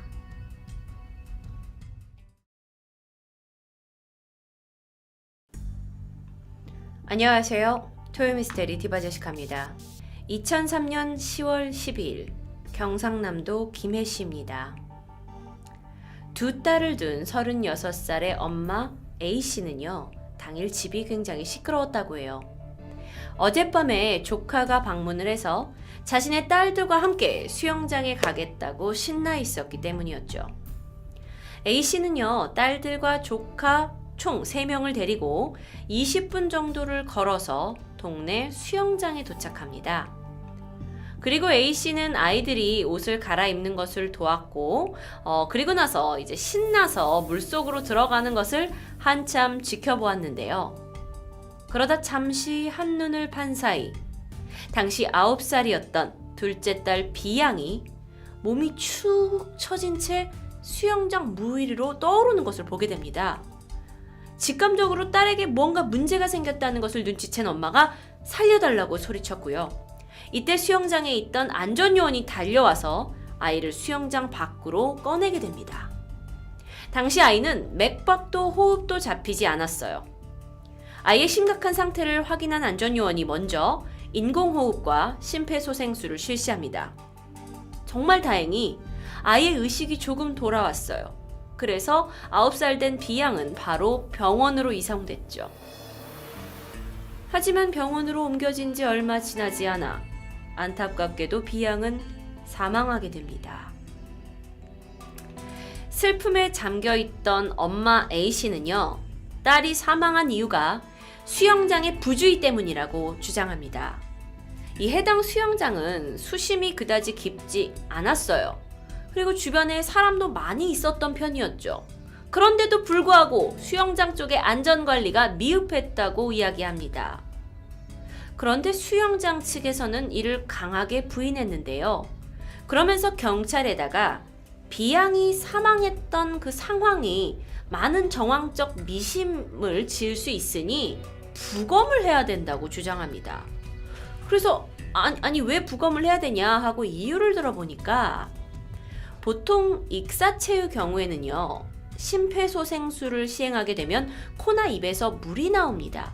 그런데 B양은 물에서 꺼내가지고 했을 때 그런 정황이 없었다고 해요. 그리고 이 전으로 보면 보통 사람이 물에 빠지면 큰 동작으로 이렇게 허우적대거나 살려주세요 하고 소리를 지르는 어떤 본능적인 반응이 나오기 마련인데 B양은 너무도 조용히 그저 수면 위로 떠올랐다는 거죠. 하지만 이 상황을 듣게 된 경찰의 입장은 달랐습니다. 모든 익사자가 다 똑같은 반응이 있을 수 있는 것은 아니고 또 한 해에 50건이 넘는 그 익사 사건이 수영장에서 실제로 발생한다고 해요. 그러면 사실 이건 수영장의 미흡한 안전관리 때문일 수도 있다라고 생각했기 때문에 이걸 단순 익사 사건으로 처리하려고 했는데 이때 이 사건에 관심을 갖고 있던 초임 검사가 적극적으로 부검을 하자고 추진하게 됩니다. 부검 결과가 나오게 됐어요. 보통 사람이 사망을 하고 나서 부검을 하게 되면 근육은 붉은 회색을 띈다고 합니다. 그런데 B양의 경우는 근육이 선홍색이었어요. 이런 결과는요, 사람이 동사하거나 일산화탄소 중독이거나 청산염 중독에서만 보이는 독특한 소견이라고 해요. 그런데 상식적으로 수영장에서 얼어 죽었을 리도 없고요. 거기서 일산화탄소가 중독됐을 리도 없고 청산염 중독으로 죽는 일은 흔치 않죠. 이에 이상함을 느낀 부검팀이 B양의 혈액을 추출해서 국가수에 의뢰하게 됐고 그 결과 B양의 안타까운 죽음의 진짜 원인이 밝혀집니다. 9살 된 아이의 몸에서는요, 혈액 1ml당 16.2 마이크로그램의 청산염이 발견됩니다. 이건 성인 치사량의 3배가 넘는 양이에요. 그러다 보니까 이 9살 된 아이의 몸 안에 들어갔을 때 아이가 단번에 의식을 잃었고 목숨을 잃게 만들 수 있는 양이었습니다. 즉, 이 사건은 타살이라는 증거가 되기도 했죠. 이 부검 결과를 토대로 경찰은 빠르게 수사를 진행했습니다. 그리고 사건의 가장 유력한 용의자로 아이의 엄마 A씨가 지목되게 되죠. 사건 당일 B양은 11살이었던 친언니와 12살이었던 사촌언니와 함께 있었는데요. 이때 언니들, 나 맛있는 거 먹고 왔다! 라는 말을 한 것이 밝혀졌어요. 그래서 아이들이 너 뭐 먹었냐? 라고 했는데 B양이 비밀이야 라고 언니들을 놀려댔고, 이에 언니들은 엄마가 동생한테만 맛있는 걸 줘서 약이 올랐다라는 증언을 하게 됩니다.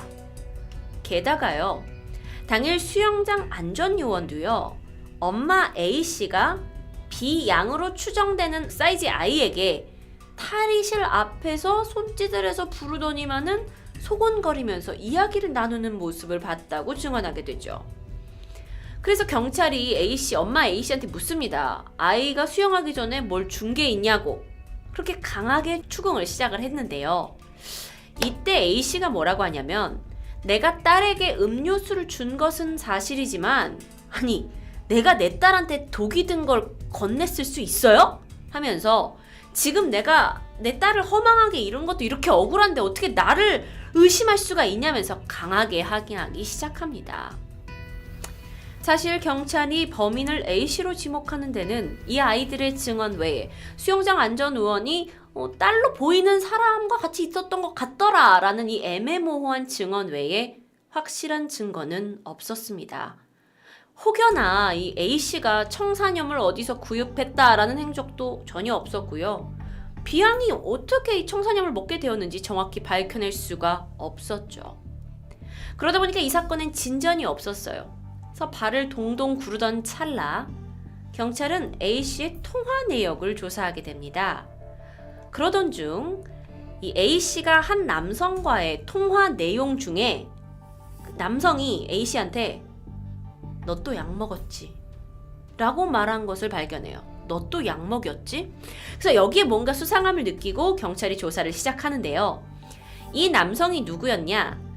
이 지난 5년간 A씨와 만나온 그녀의 내연남이었고, 그리고 나서 얼마 지나지 않아 놀랍게도 그녀가 지난 2년 동안 일으킨 잔혹한 사건들까지 발견됩니다.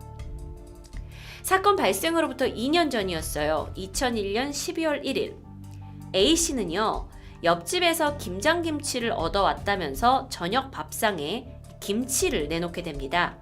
그리고 남편은 뭐 자연스럽게 김치에다 밥을 먹었겠죠? 그런데 저녁을 먹은 지 얼마 지나지 않아서 남편은 가슴 통증을 호소했고요. 응급실로 이송했지만 자정을 지난 새벽 1시 결국 사망합니다. 자, 어떤 상황이냐? A씨의 말에 의하면 그 김치에 굴이 들어가 있었다라고 이야기를 했고, 이에 의사는 사망 원인이 마비성 폐류독소 또는 비브리오 폐혈증으로 추정했어요. 그리고 A씨는 빠르게 남편의 장례를 치르고 시신을 화장했죠. 갑작스럽게 이렇게 남편이 죽게 됐는데, 그래서 주변 사람들은 그녀를 의심하기보다는 위로하고 달래준 데 초점이 맞춰져 있었습니다. 이후 A씨는 남편의 사망보험금 3,700만 원을 수령합니다. 그리고 나서 7개월이 지났어요. 이 A씨와 가까운 곳에 살고 있는 친구 K씨가 있습니다. 이 K씨가 남편과 함께 외출을 해서 돌아오는 길에 케이크를 하나 사오게 돼요. 그리고 자기 친구가 이제 남편 없이 홀로 애들을 키우고 있는 자기 친구 A씨가 생각이 나서 남편과 같이 나가서 사온 그 케이크를 어느 정도 잘라가지고 A씨네 집으로 갑니다. 그리고 갖다 주고 돌아왔어요. 그런데 집에 돌아온 K씨가 갑자기 다급히 남편을 불러요. 이렇게 말했다고 해요. 여보, 나 좀 봐. 몸이 이상해. 그런데 남편이 달려갔을 때 이미 그녀는 몸이 앞으로 이렇게 고꾸라진 상태였다고 해요. 그러니까 돌아와서 순식간에 정신을 잃게 된 거예요. A씨를 만나고 온 지 이게 10분도 되지 않아서 벌어진 일이라고 합니다. K씨는 병원으로 옮겨졌지만 이틀 만에 사망합니다.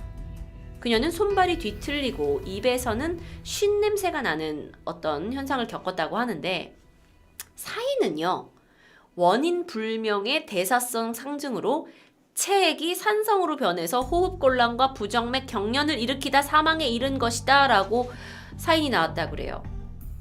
근데 여러분, 이런 증상은 청산가리에 중독되었을 때도 비슷한 경과를 보이긴 한다고 합니다. 그런데 문제는 부검 결과 독극물이 발견되지 않았어요. 그래서 의사는 이 증상으로만 봤을 때는 중독이 된 것 같은 데를 의심하면서도 다른 사인을 기록할 수밖에 없었습니다.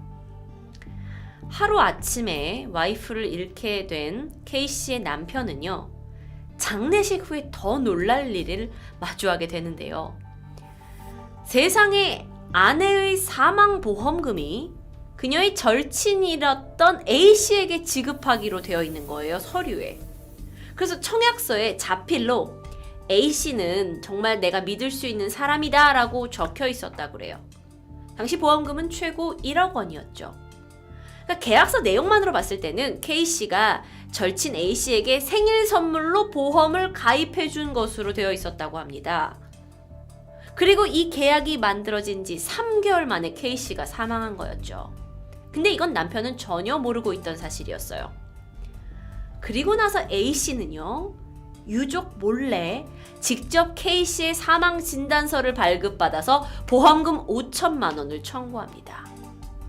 이건 누가 봐도 이상하잖아요. 그래서 남편이 소송을 걸게 돼요. 하지만 결정적인 물증이 없었습니다. 아내가 죽기 전에 그 A씨한테 주겠다고 썼다라는 거 뭐 그거밖에 없잖아요. 그런데 이게 나중에 밝혀진 사실이지만 사실 A씨가 K씨 행세를 하면서 그 보험에 자신이 직접 가입하고 수익자를 자기로 해놓은 거예요. 이름은 이 사람 이름으로 해놓고. 그리고 나서 2003년 10월 이 보험금에 눈이 먼 A씨가 자신의 친딸을 희생물로 삼은 겁니다. 비양이 사망하기 전날 10월 11일이었어요. 보험료가 부족해서 보험 설계사에게 내 딸, 둘째 딸 이름으로 보험을 하나 가입해야 되는데 돈이 부족해 하니까 당신이 좀 내줘 해가지고 대납하게 하면서까지 사망보험을 가입했고요. 바로 다음 날 자신의 친딸 2명과 사촌까지 데리고 가서 수영장에 갔죠. 그리고 이때 비양만 몰래 불러냅니다. 그리고 음료수를 건넸어요. 이거 너만 몰래 먹어야 돼? 아이는 신이 나서 독이 든 음료를 받아 마시고 수영장에 들어갑니다. 그리고 얼마 지나지 않아 약 때문에 정신을 잃고 수면 위로 떠오른 것이었어요. 여기서 경찰 조사에 의하면 A씨가 노린 것은 2가지였을 수 있다고 해요. 먼저 딸 B양의 사망보험금 또는 수영장에서 사망을 했기 때문에 이 고객에게 1억 원을 지급하는 배상보험금입니다. 그런데요, 지금은 우리가 이게 수사가 이제 다 끝나고 나서 제가 여러분께 이렇게 말씀을 드리지만 많은 것들이 증거 부족으로 2년 동안 수사에 진척이 없었고요. A씨는 결국 아이 앞으로 해놓은 사망보험금을 이듬해 다음 해 1월에 신청하게 됩니다. 결국에는 이 수영장 측의 요구로 부검이 실시가 되었고 그 과정 중에 아이가 익사한 게 아니라는 게 밝혀지면서 지난 2년간 그녀의 끔찍한 살인들이 수면 위에 떠오르게 된 것이었죠. 이후에 창원지법 재판부는요, 결국 숨진 B양이 수영장에서 엄마 외에 접촉한 사람이 없었고 숨지기 전 엄마는 그녀를 탈의실 쪽으로 불렀다라는 거, 그리고 딸아이가 죽기 하루 전에 보험에 가입했다라는 점으로 A씨에게 무기징역을 선고합니다. 그런데 그녀가 독을 먹였다라는 부분에 대해서는 인정되지 않았던 거예요. 그래서 A씨는 끝까지 범행을 부인합니다. 나는 독극물을 먹이지 않았고 전날 보험을 가입한 건 아는 사람의 딸이 교통사고를 당했다는 이야기에 내가 마음이 불안해서 서둘러서 사망보험을 가입했다라는 거죠. 법원에서도요, 당신은 무기징역입니다 라고 선고를 받은 직후에는 세상에 어느 부모가 자식을 죽여요 하면서 울부짖고는 바닥에 쓰러졌다고 하는데요. A씨는 결국 친구 K씨와 딸 B양을 살인한 혐의에만 대해서만 유죄 판결을 받았고요. 남편의 살인 혐의에 대해서는 증거 불충분으로 무죄 판결을 받았습니다. 그럴 수밖에 없는 게 남편의 시신이 이미 화장이 되었기 때문에 더 이상 증거를 찾을 수가 없었죠. A씨는 현재 청주 여자교도소에 복역 중이라고 합니다. 그리고 그녀의 큰딸은요, 김해에서 혼자 생활 중이고 동생이 사망한 충격, 엄마가 범인이라는 충격에 외부인과의 접촉은 피하고 불안증과 우울 증세에 시달린다고 알려져서 주변을 더욱 안타깝게 합니다. 보험금에 눈이 멀어 자식이 부모를 죽이는 경우는 덜어 있었지만 친딸을 보험금과 바꾸는 잔혹한 엄마의 이야기는 정말 충격적이었습니다. 토요미스테리 디바제시카였습니다.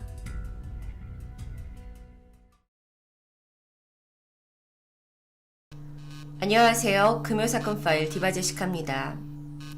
전라남도 완도에서 배로 30분 거리에 위치한 조용하고 아름다운 섬 평일도가 있습니다. 이 평일도라는 이름은 한 번도 외부의 침입을 받은 적이 없다. 그래서 평화로운 섬이라는 뜻에서 붙여진 이름인데요. 지난 2016년 5월 16일 그 평일도 사동리의 한 마을회관에서 노인들이 모이셔서 화투를 치면서 여느 때처럼 시간을 보내고 계셨죠. 그런데 유독 이 마을회관에 거의 매일 출근하다시피 오시는 김씨 아저씨가 보이지 않았습니다. 전날 읍사무소에 간다라고 말을 했었기 때문에 친구분들이 당연히 일 끝내고 오후에 마을회관 오겠지 생각했지만 웬일인지 김씨 아저씨는 나타나지 않았습니다. 그래서 이 노인분 중 한 분이 휴대폰으로 전화를 걸어보는데 신호음만 갈 뿐이었죠. 그렇게 오후 4시가 넘어가면서 이상하다 싶은 동네 분들이 결국 김씨의 집을 찾아가게 됩니다. 각자 볼일을 보고 잠깐 헤어졌다가 다시 김씨의 집에서 만나기로 했어요. 이때 친척이었던 변씨가 제일 먼저 이곳에 도착합니다. 형님 안에 계세요 하면서 다정히 부르는데 대문이 열려 있었죠. 그리고 안은 고요했습니다. 이윽고 집 현관문을 열어서 안을 봤더니 안방문이 살짝 열려 있었는데요. 잠드셨나? 그는 신발을 벗고 안에 들어가서 문을 열게 되는데 이내 주저앉아 버리죠. 이후에 친척 변씨 아저씨가 온 이후에 하나 둘씩 동네 분들이 모이기 시작했어요. 그 중에서 이제 신씨가 용기를 내서 집 안으로 들어갑니다. 안에 들어선 순간 그 찌릿한 그 피냄새가 진동을 했는데요. 방에는 피로 물들어 있는 이불 사이에 김씨가 엎드려서 쓰러져 있었습니다. 이 순간 평소에 김씨가 폐가 좀 좋지 않아서 종종 피를 토하고 기침을 하곤 했었는데 지병 때문에 사망했다라고 추정하게 되고요.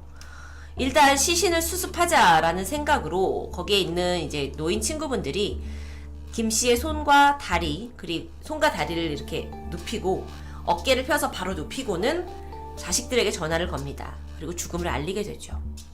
이후에 놀란 가족들이 속속 집으로 도착했습니다. 그런데 젊은 사람들 눈에는 뭔가 이상했어요. 김씨의 아버지의 상태가 단순한 병사로 보기에는 너무도 의심스러운 부분들이 있었던 겁니다. 결국 시신이 발견된 지 몇 시간 안에 바로 경찰에 신고가 접수되죠. 신고를 받고 온 경찰들은 단번에 이건 단순한 병사가 아니다 라는 것을 직감합니다. 왜냐면 방바닥과 이불에 피가 흥건하게 묻어 있었어요. 그리고 이 피는 벽에도 튀어 있었죠. 이걸 처음에 왔던 그 친구 노인분들은 놓쳤던 겁니다. 김씨의 머리에는 둔기에 맞은 상처가 있었고요. 입 주위에 작은 총공도 뚫려 있을 정도예요. 그런데 또 다른 주목할 만한 점이 있었다면 김씨 시신이 위의 옷을 벗은 상태로 발견됐습니다. 근데 주민들 말로는 김씨가 평소에 우통을 벗고 있는 일은 거의 없었다고 해요. 그날 날씨 또한 그리 덥지 않았고요. 어쨌든 좀 정확한 사망 원인을 파악하기 위해서 국가수에 시신 부검을 의뢰하게 됐고요. 얼마 후 사인이 나옵니다. 그 사인이 뭐였냐면 고도의 두부 손상, 이런 소견이었어요. 머리 쪽에서 둔기에 맞은 상처가 12곳이나 발견됐고요. 그 세기가 너무 심하다 보니까는 그 골절까지 보였을 정도예요. 자, 그럼 이걸 다시 해석해보면 누군가 집에 들어와서 둔기로 김씨의 머리를 집중적으로 내려쳤다라는 것을 알 수 있습니다. 그런데 머리 앞쪽과 뒤쪽에 있는 상처가 모양과 크기가 달라요. 어떻게 다르지? 이건 무기가 한 개가 아니었다는 거죠. 그러니까 서로 다른 둔기가 사용됐다고 추정할 수 있어요. 게다가요, 입 주위에 천공이 뚫려 있었다고 했잖아요.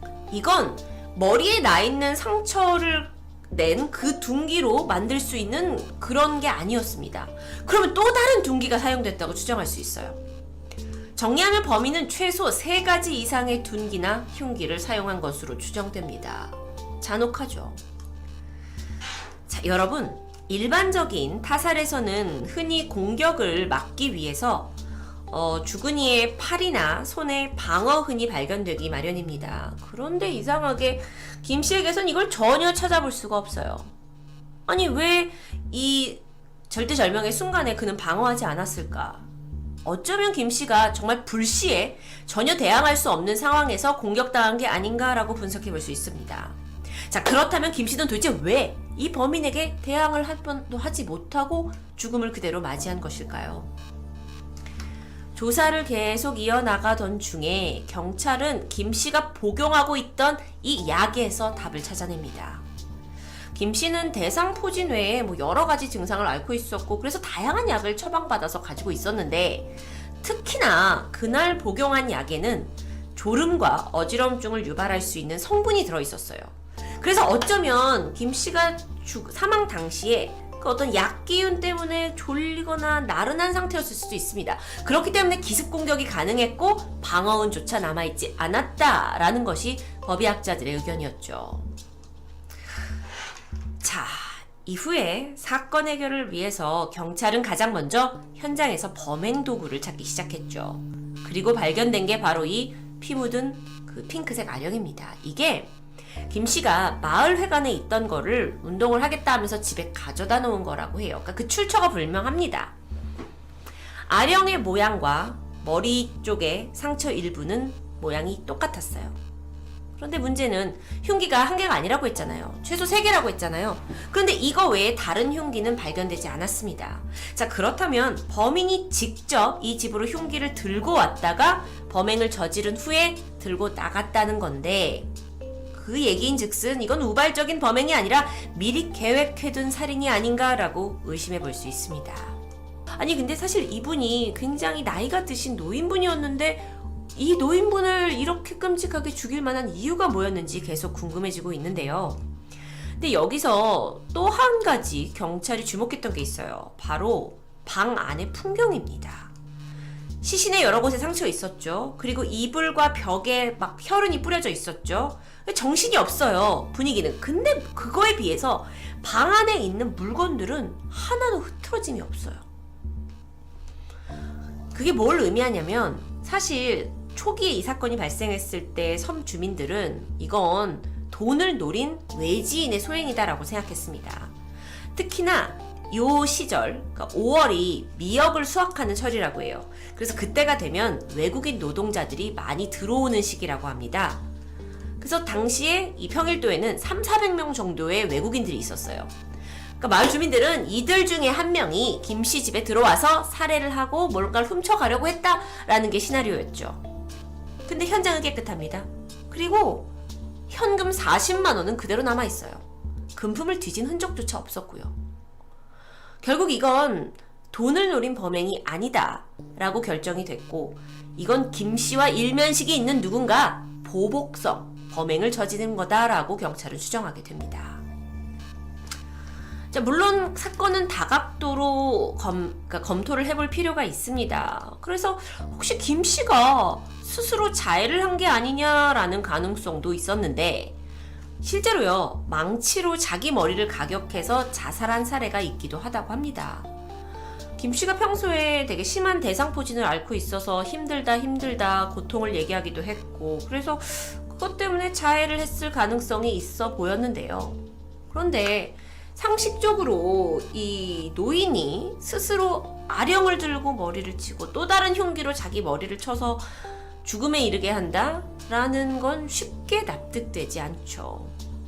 그리고 결정적으로 혈흔 분석, 혈흔이 퍼져 있는 것 분석한 결과 이건 자살이 아닌 분명한 타살로 결론이 나게 됩니다. 아마 이런 범죄에 관련된 사건 파일을 좋아하시는 분들은 다 아시겠지만, 현장에서 발견된 혈흔은 소리 없는 증언입니다. 혈흔 분석 결과로 그날의 상황을 좀 추리해 볼게요. 김 씨가 처음 공격을 받은 지점은 방문 앞이었습니다. 이 최초 공격을 받고 벽 쪽으로 쓰러졌어요. 근데 이때 범인이 김 씨를 집중적으로 공격하게 되죠. 그럼 피 자국이 남아 있습니다. 그래서 피를 많이 흘렸어요. 근데 다행히 정신을 잃지 않았던 거죠. 그래서 김 씨가 기어가지고 이불 위를 지나가게 돼요. 이때 머리에서 떨어진 혈흔들이 이불에 남아 있습니다. 자, 그런데 발견 당시에 이 시신의 발바닥이 피로 범벅이 되어 있었어요. 그런데 문제는 이 피가 있는 발바닥으로 찍힌 혈흔 족적이 단 하나도 발견되지 않았는데요. 그렇다면 김 씨는 기어가다가 제대로 일어나 보지도 못한 채 창문 바로 앞에서 마지막으로 공격당한 것으로 추정됩니다. 여기에서 치명상을 입고 사망하게 된 거죠. 참, 그 노인을 공격했는데 이 공격을 했을 때도 특히나 머리를 주로 공격했다라는 사실 때문에 범인이 분명 원한이 있었던 거다라고 추정됩니다. 평일도에서 태어나고 거의 모든 인생을 살게 된 그 토박이 김 씨로서는요, 10년 전에 아내와 사별을 했고 내내 혼자 생활하고 계셨어요. 미역 공장을 운영하셨다고 하는데 경제적으로 그렇게 넉넉하다고 볼 수는 없었지만 또 자식분들이 주는 용돈도 있어서 그렇게 생활에 문제가 없었다고 해요. 근데 김 씨는 마을에서 이장도 할 만큼 두루두루 신임과 또 좋은 평판을 받아왔던 분이죠. 주민들 말에 의하면 김 씨는 법 없이도 살 사람이다, 원한 받을 일을 할 사람이 아니다 라고 막 다들 손사래를 치시는데요. 사건 당시에 그 마을에 있는 수협 단 한 곳에서만 CCTV가 설치되어 있었습니다. 그리고 이 CCTV가 다행히 김 씨 집을 아주 멀리서 비추고 있었죠. 그래서 확인을 해봤어요. 범행 당일 김 씨 집 근처에서 오전 7시 20분에서 30분쯤 흰색 물체가 집 앞에서 희미하게 움직이는 게 포착됩니다. 근데 이게 너무 멀리 보여요. 그러니까 지금 여러분 사진 이걸 보시지만 실제 CCTV는 굉장히 멀어요. 이게 너무 멀어서 이게 뭔지 정확하게 식별이 어려웠다고 해요. 자, 아무리 그래도요, 경찰은 사실 이 사건이 그렇게 어렵지 않게 해결될 거라고 생각했습니다. 그 이유가 이 평일도라는 곳이 사실 좀 아담한 섬이고 100여 가구 정도 살고 있어요. 그러니까 한 집 건너 한 집 다 사돈의 팔촌이죠. 그리고 범인이 아직 이 섬에 있다면 분명 잡힐 겁니다. 근데 이제 문제는 이들이 다 친인척 관계로 묶여 있다라는 거예요. 연결되어 있다는 거예요. 그래서 경찰이 일단 가능한 그 마을 주민들 전부를 용의선상에 올려놓고요. 한 명 한 명 만나서 그날 뭐 하셨냐, 어떤 알리바이를 가지고 있는지 다 조사했습니다. 대부분의 주민들이 서에 불려갔어요. 그리고 거짓말 탐지기까지 동원됐죠. 그러다가 한 명이 유력한 용의선상에 오르게 됩니다. 그건 바로 김 씨 집에서 5분 거리에 살고 있던 이웃 백 씨였습니다. 어떤 이상한 일이 있었냐면 경찰 조사를 맡는 데에서 진술을 번복하기도 했고요. 거짓말 탐지기를 거부합니다. 이게 이 섬 사람 중에 거짓말 탐지기를 거부한 유일한 사람이었어요. 이상하죠? 게다가 김 씨가 죽기 전 3번의 통화를 했어요. 근데 이게 다 하나의 번호예요. 그 번호가 바로 백 씨였어요. 너무도 의심스럽죠. 그래서 경찰이 이 통화 내역을 들이대면서 백 씨가 당신이 전화를 한 거 아니냐라고 하니까 백 씨 말로는 아유, 김 씨가 나한테 전화를 걸어온 거다, 나는 걸지 않았다 라고 일단 변명을 하십니다. 근데 이것도 사실과 달랐어요. 김 씨는, 그러니까 사망한 김 씨는 마지막 통화 직전에 백 씨에게 걸려온 전화를 받았습니다. 그리고 1분 19초 동안 통화를 한 기록이 남아있죠. 백 씨가 뭐라고 얘기를 하냐면 나는 김 씨가 걸려온 전화를 받은 거고, 이때 김 씨가 뭐라 그랬냐면은 호박 뭐가 집에 좀 있으니까 그거 가져가라, 그렇게 말한 그런 대화뿐이었다 라고 얘기합니다. 그래서 이후에 낮 12시가 넘어서 자기가 김 씨 집에 갔는데 아무도 없었고 자긴 그냥 거기에 있던 호박모 3개 중에 2개만 가지고 집으로 돌아왔다라고 이야기합니다. 뭔가 많은 정황들은 백 씨를 가리키고 있는 것 같았지만 백씨가 백씨 알리바이만 어느 정도 성립이 된다면 사실 용의선상을 충분히 빠져나갈 수 있겠죠. 근데 의심 가는 게 이것만이 아니었어요. 백씨가 진술한 사건 당일의 행적이 사실과는 달랐던 겁니다. 뭐라 그랬냐면 고추밭에 농약 치는 것 때문에 그 도와주러 갔었고 이후에 집에 왔고 그러다가 손자랑 놀아줬어요 라고 진술해요. 그런데 그날 농약을 친 사실이 없습니다. 그래서 손자는 아파서 병원에 있는 상태였죠. 근데 백씨가 경찰에 이렇게 불려가서 조사를 받을 때마다 처음에 이렇게 뭐 얼토당토한 이야기를 했다가 다시 기억난다 하면서 또 다른 이야기를 해대고 그러면서 막 약간 진술이 맞지 않으면은 이런 적도 있대요. 나 화장실이 좀 급하다 하면서 막 진술을 회피하고요. 결국 경찰은 백씨를 유력 용의자로 지목하고 긴급 체포를 해서 추가 조사를 벌였죠. 그렇게 7차례나 신문이 계속됐습니다. 백씨는 범죄 사실을 완전히 부인하면서 너무 억울하다라고 주장하죠. 어떻게 됐을까요? 백씨의 범행에 대해 심증은 있지만 결정적인 증거가 없었고 또 동기조차 찾지 못했죠. 그래서 경찰은 백씨를 석방했고 이와 동시에 이 수사도 미궁에 빠져버립니다. 수사가 장기화됐어요. 그러니까 이 지역 경찰이 신고 포상금까지 내걸게 돼요. 이게 그때 당시에 그건데요. 신고 포상금 500만 원을 내걸고 전단지가 다 뿌려지죠. 그런데 이게 2016년에 있었던 사건인데요. 지금까지도 이 사건을 해결할 만한 결정적인 단서는 제대로 발견되지 못한 상황입니다. 최근 조사를 나갔던 경찰분이, 한 경감분이 이 작은 마을에 뭔가가 있다라는 말을 남겼는데요. 뭐냐면 마을 사람들이 다들 뭔가 잘못 말했다가는 화를 당할지도 모르고 원수질지도 모른다는 생각에 말을 아끼고 있는 것 같은 느낌을 받았다고 해요. 실제로요.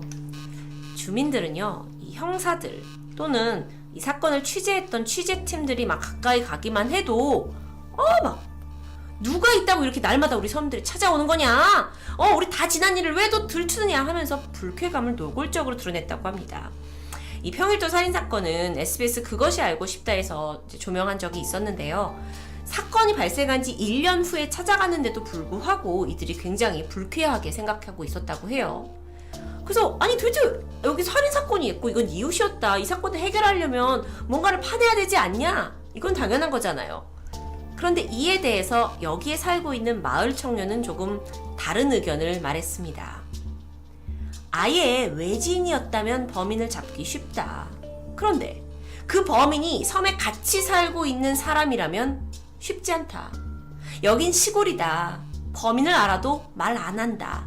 설령 안다 해도 말 안 한다. 왜냐? 그들은 모두 친인척 관계로 결국 연결돼 있다. 사돈의 8촌, 5촌, 6촌. 죽은 사람은 죽은 사람이니까 그냥 넘어가자. 만약에 서로 안 좋은 일이 드러나면 등지고 살아야 되니 그런 일을 그냥 묻는 거다라고 얘기합니다. 취재진이 물었죠. 아니 그래도 어떻게 사람이 죽었는데 그렇게 사냐? 라고 얘기하자 이 마을 청년이 이렇게 얘기합니다. 도시 사람들은 절대 이해 못한다. 살아봐야 알 수 있다라고요.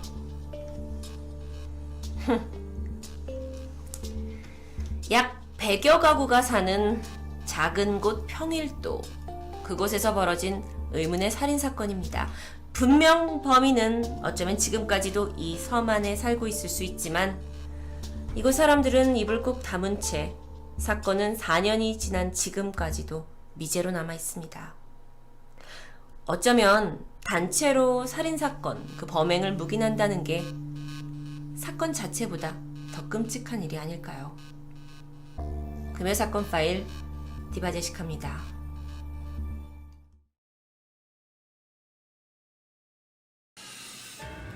안녕하세요. 토요미스테리 디바제시카입니다. 오늘 사건은 2007년 11월에 발생합니다. 어느 오후였는데요. 한 숙박업소에서 일하고 있던 점원이 평소와 같이 방을 돌면서 투숙객들이 머물고 간 방들의 청소를 담당하고 있었습니다. 한 방 앞에 도착했고 방문을 열고 청소 도구들을 챙겨서 들어가려는데 이상하게도 방바닥에 손님의 옷가지가 흩어져 있었던 거죠. 오, 행여 아직 손님이 퇴실하지 않았나 싶어서 여기요 손님! 손님! 하고 불러봤지만 어떠한 인기척도 들리지 않았습니다. 혹시나 하는 마음에 이리저리 방을 둘러보면서 확인을 하던 종업원은 욕실 문을 열어보게 됐고 그 자리에 바로 주저앉게 됩니다. 그곳에는 물이 가득한 욕조에서 한 남자가 알몸으로 머리가 수면 밑으로 가라앉은 채 비스듬히 앉아 사망해 있었습니다. 종업원은 곧바로 경찰에 신고합니다. 그는 88살의 중년 남자 김 씨였어요. 경찰이 도착하고 나서 현장에 처음에 이제 왔을 때는 김 씨가 욕조 안에서, 그러니까 물이 차 있는 욕조 안에서 사망했다라는 사실을 보고 그가 목욕을 하다가 의식을 잃고 쓰러져서 사망한 것으로 단순히 추정했습니다. 그런데 유족들이 이 평소 김 씨가 지니고 있던 금품이 사라진 것 같다고 경찰에 신고를 하게 되죠. 게다가요, 이 숙박시설의 종업원의 증언에 따르면 김 씨가 이 여관에 들어왔을 때 어떤 여자와 함께 왔었다고 진술합니다. 안타깝게도 이 시설에는 CCTV가 설치되어 있지 않았기 때문에 그녀가 이 방에서 언제 나갔는지는 알 수가 없었죠.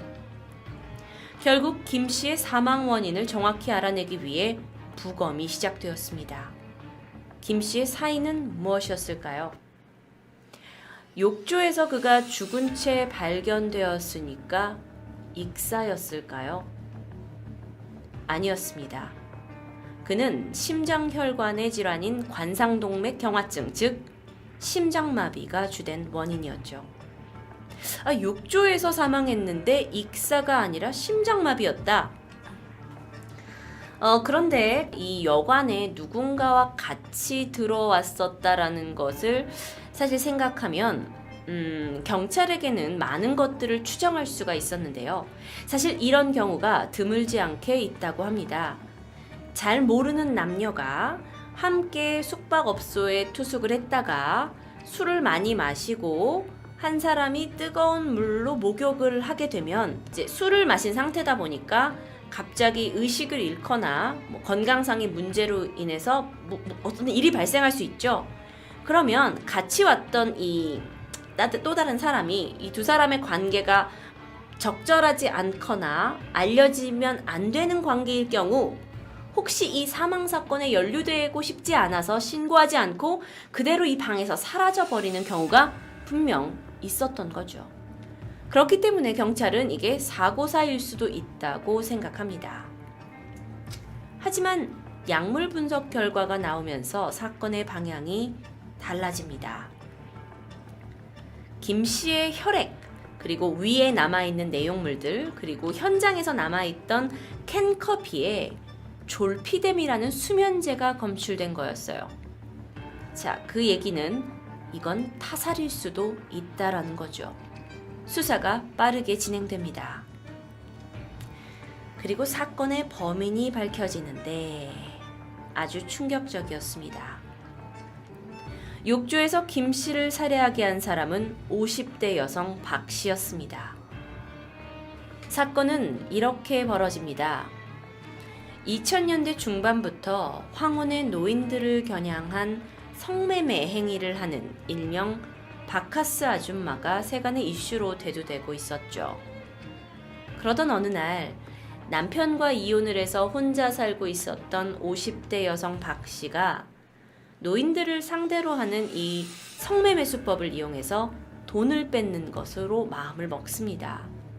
그래서 그녀가 서울의 한 공원 주변에서 남자 노인들에게 접근을 해서 성을 미끼로 해서 그들을 여관으로 유인한 다음에 미리 준비한 최면 진정제, 그 졸피뎀을 커피나 음료에 몰래 타서 먹이고 그들이 이렇게 의식을 잃고 쓰러진 틈을 타서 돈과 금품을 빼서 달아나는 그런 수법을 벌이고 있었던 겁니다. 그 박 씨가 사용했던 졸피뎀은요, 병원에서 처방을 받아야만 구매를 할 수 있는 약품입니다. 그런데 이게 어떻게 쓰이냐면은 이제 잠을 잘 못 주무시는 불면증이 있으신 분들이 이걸 한두 알을 먹게 되면 단시간에 잠을 깊게 들 수 있도록 도와주죠.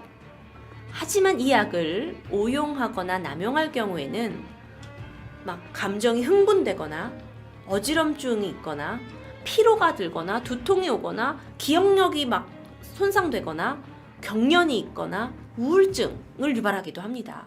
그리고 심한 경우에는 이 약을 이제 다량 복용했을 때는 호흡이 막 안 되고 혼수 상태에 빠지는, 그러니까 즉 사망에 이르게 할 수도 있는 아주 치명적인 약이에요.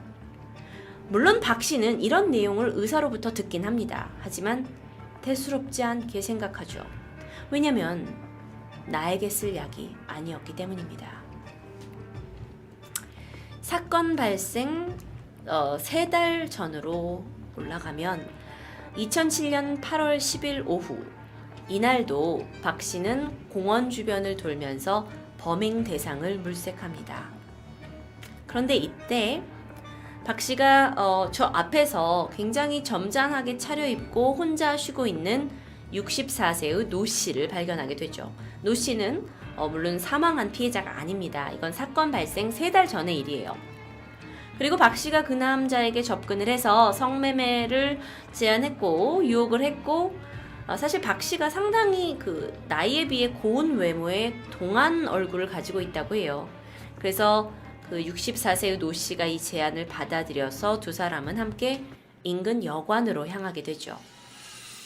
이때 박 씨가 먼저 들어가서 샤워하세요 하고 샤워를 권했고, 노 씨가 씻는 동안 졸피뎀을 커피에 타게 된 겁니다.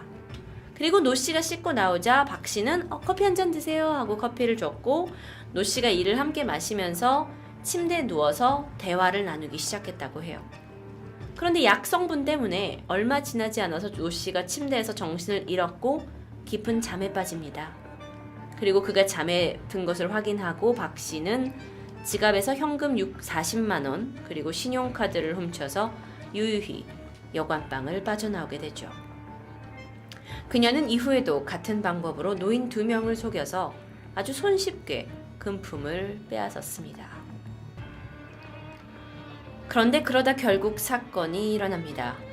2007년 11월 16일 오후, 그날도 박 씨는 공원에서 범행 대상을 물색하고 있었어요. 그리고 저쪽에 멀끔하게 차려입은 김 씨에게 접근을 했고, 당시에 김 씨가 60대 후반의 노인이었는데 그에게 성매매를 자연스럽게 제안합니다. 그리고 나서 이후에 두 사람은 아주 자연스럽게 여관으로 향하게 되고요. 김 씨가 숙박비를 계산하면서 종업원에게 나는 좀 있을 건데 저 여자분은 금방 나갈 거예요 라고 이야기를 했다고 해요. 방 안에 남게 된 두 사람은 김 씨와 함께 욕조에 들어갔다가 박 씨는 나와서 제 커피 한 잔 타올게요 하고 나왔고, 커피를 이제 타게 되는데 이날은 좀 다른 날과 달리 김 씨가 상당히 나이에 비해서 건장한 체격을 가지고 있었고, 그러다 보니 중간에라도 이 약 성분을 이제 먹고 나서도 혹시 그가 깨어나지 않을까라는 생각에 평소보다 좀 더 많은 양을 5알을 커피에 타게 됩니다. 김 씨는 이를 의심 없이 받아서 마시게 되고, 박 씨 여성은 먼저 욕실에서 나와서 그가 나오기를 기다렸는데 20분이 지나도록 김 씨가 욕실 밖으로 나오지를 않는 거예요. 그래서 박 씨가 욕실 안으로 들어갑니다. 따뜻한 물에서 목욕을 하고 있던 김 씨는 의식을 잃고 욕실에서 깊은 잠에 빠져버렸죠. 그런데 이제 박 씨는 내가 의도했던 대로 계획했던 대로 그가 정신을 잃었구나 라고 생각을 했고, 김 씨를 그대로 둔 채 그의 금팔찌와 현금을 들고 도주합니다. 하지만 여러분의 예상대로 김 씨는 깨어나지 못했죠. 그날 유독 많은 양의 수면제를 커피에다가 탔고 그걸 복용하게 됐고, 따뜻한 물에 들어가다 보니까 그의 혈류가 더 빠르게 작용을 했기 때문에 심장마비를 일으켰던 거예요. 그렇게 김 씨는 욕조 안에서 사망합니다.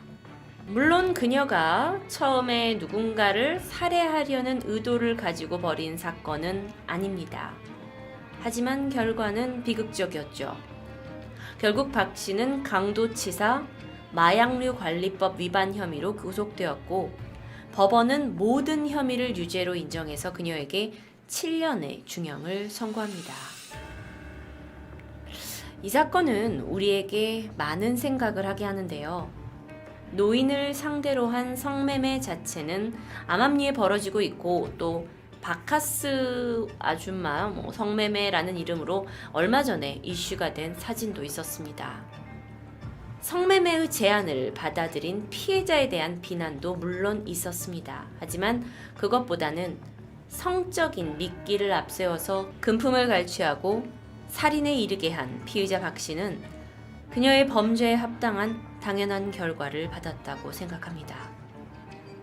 토요미스테리 디바제시카였습니다.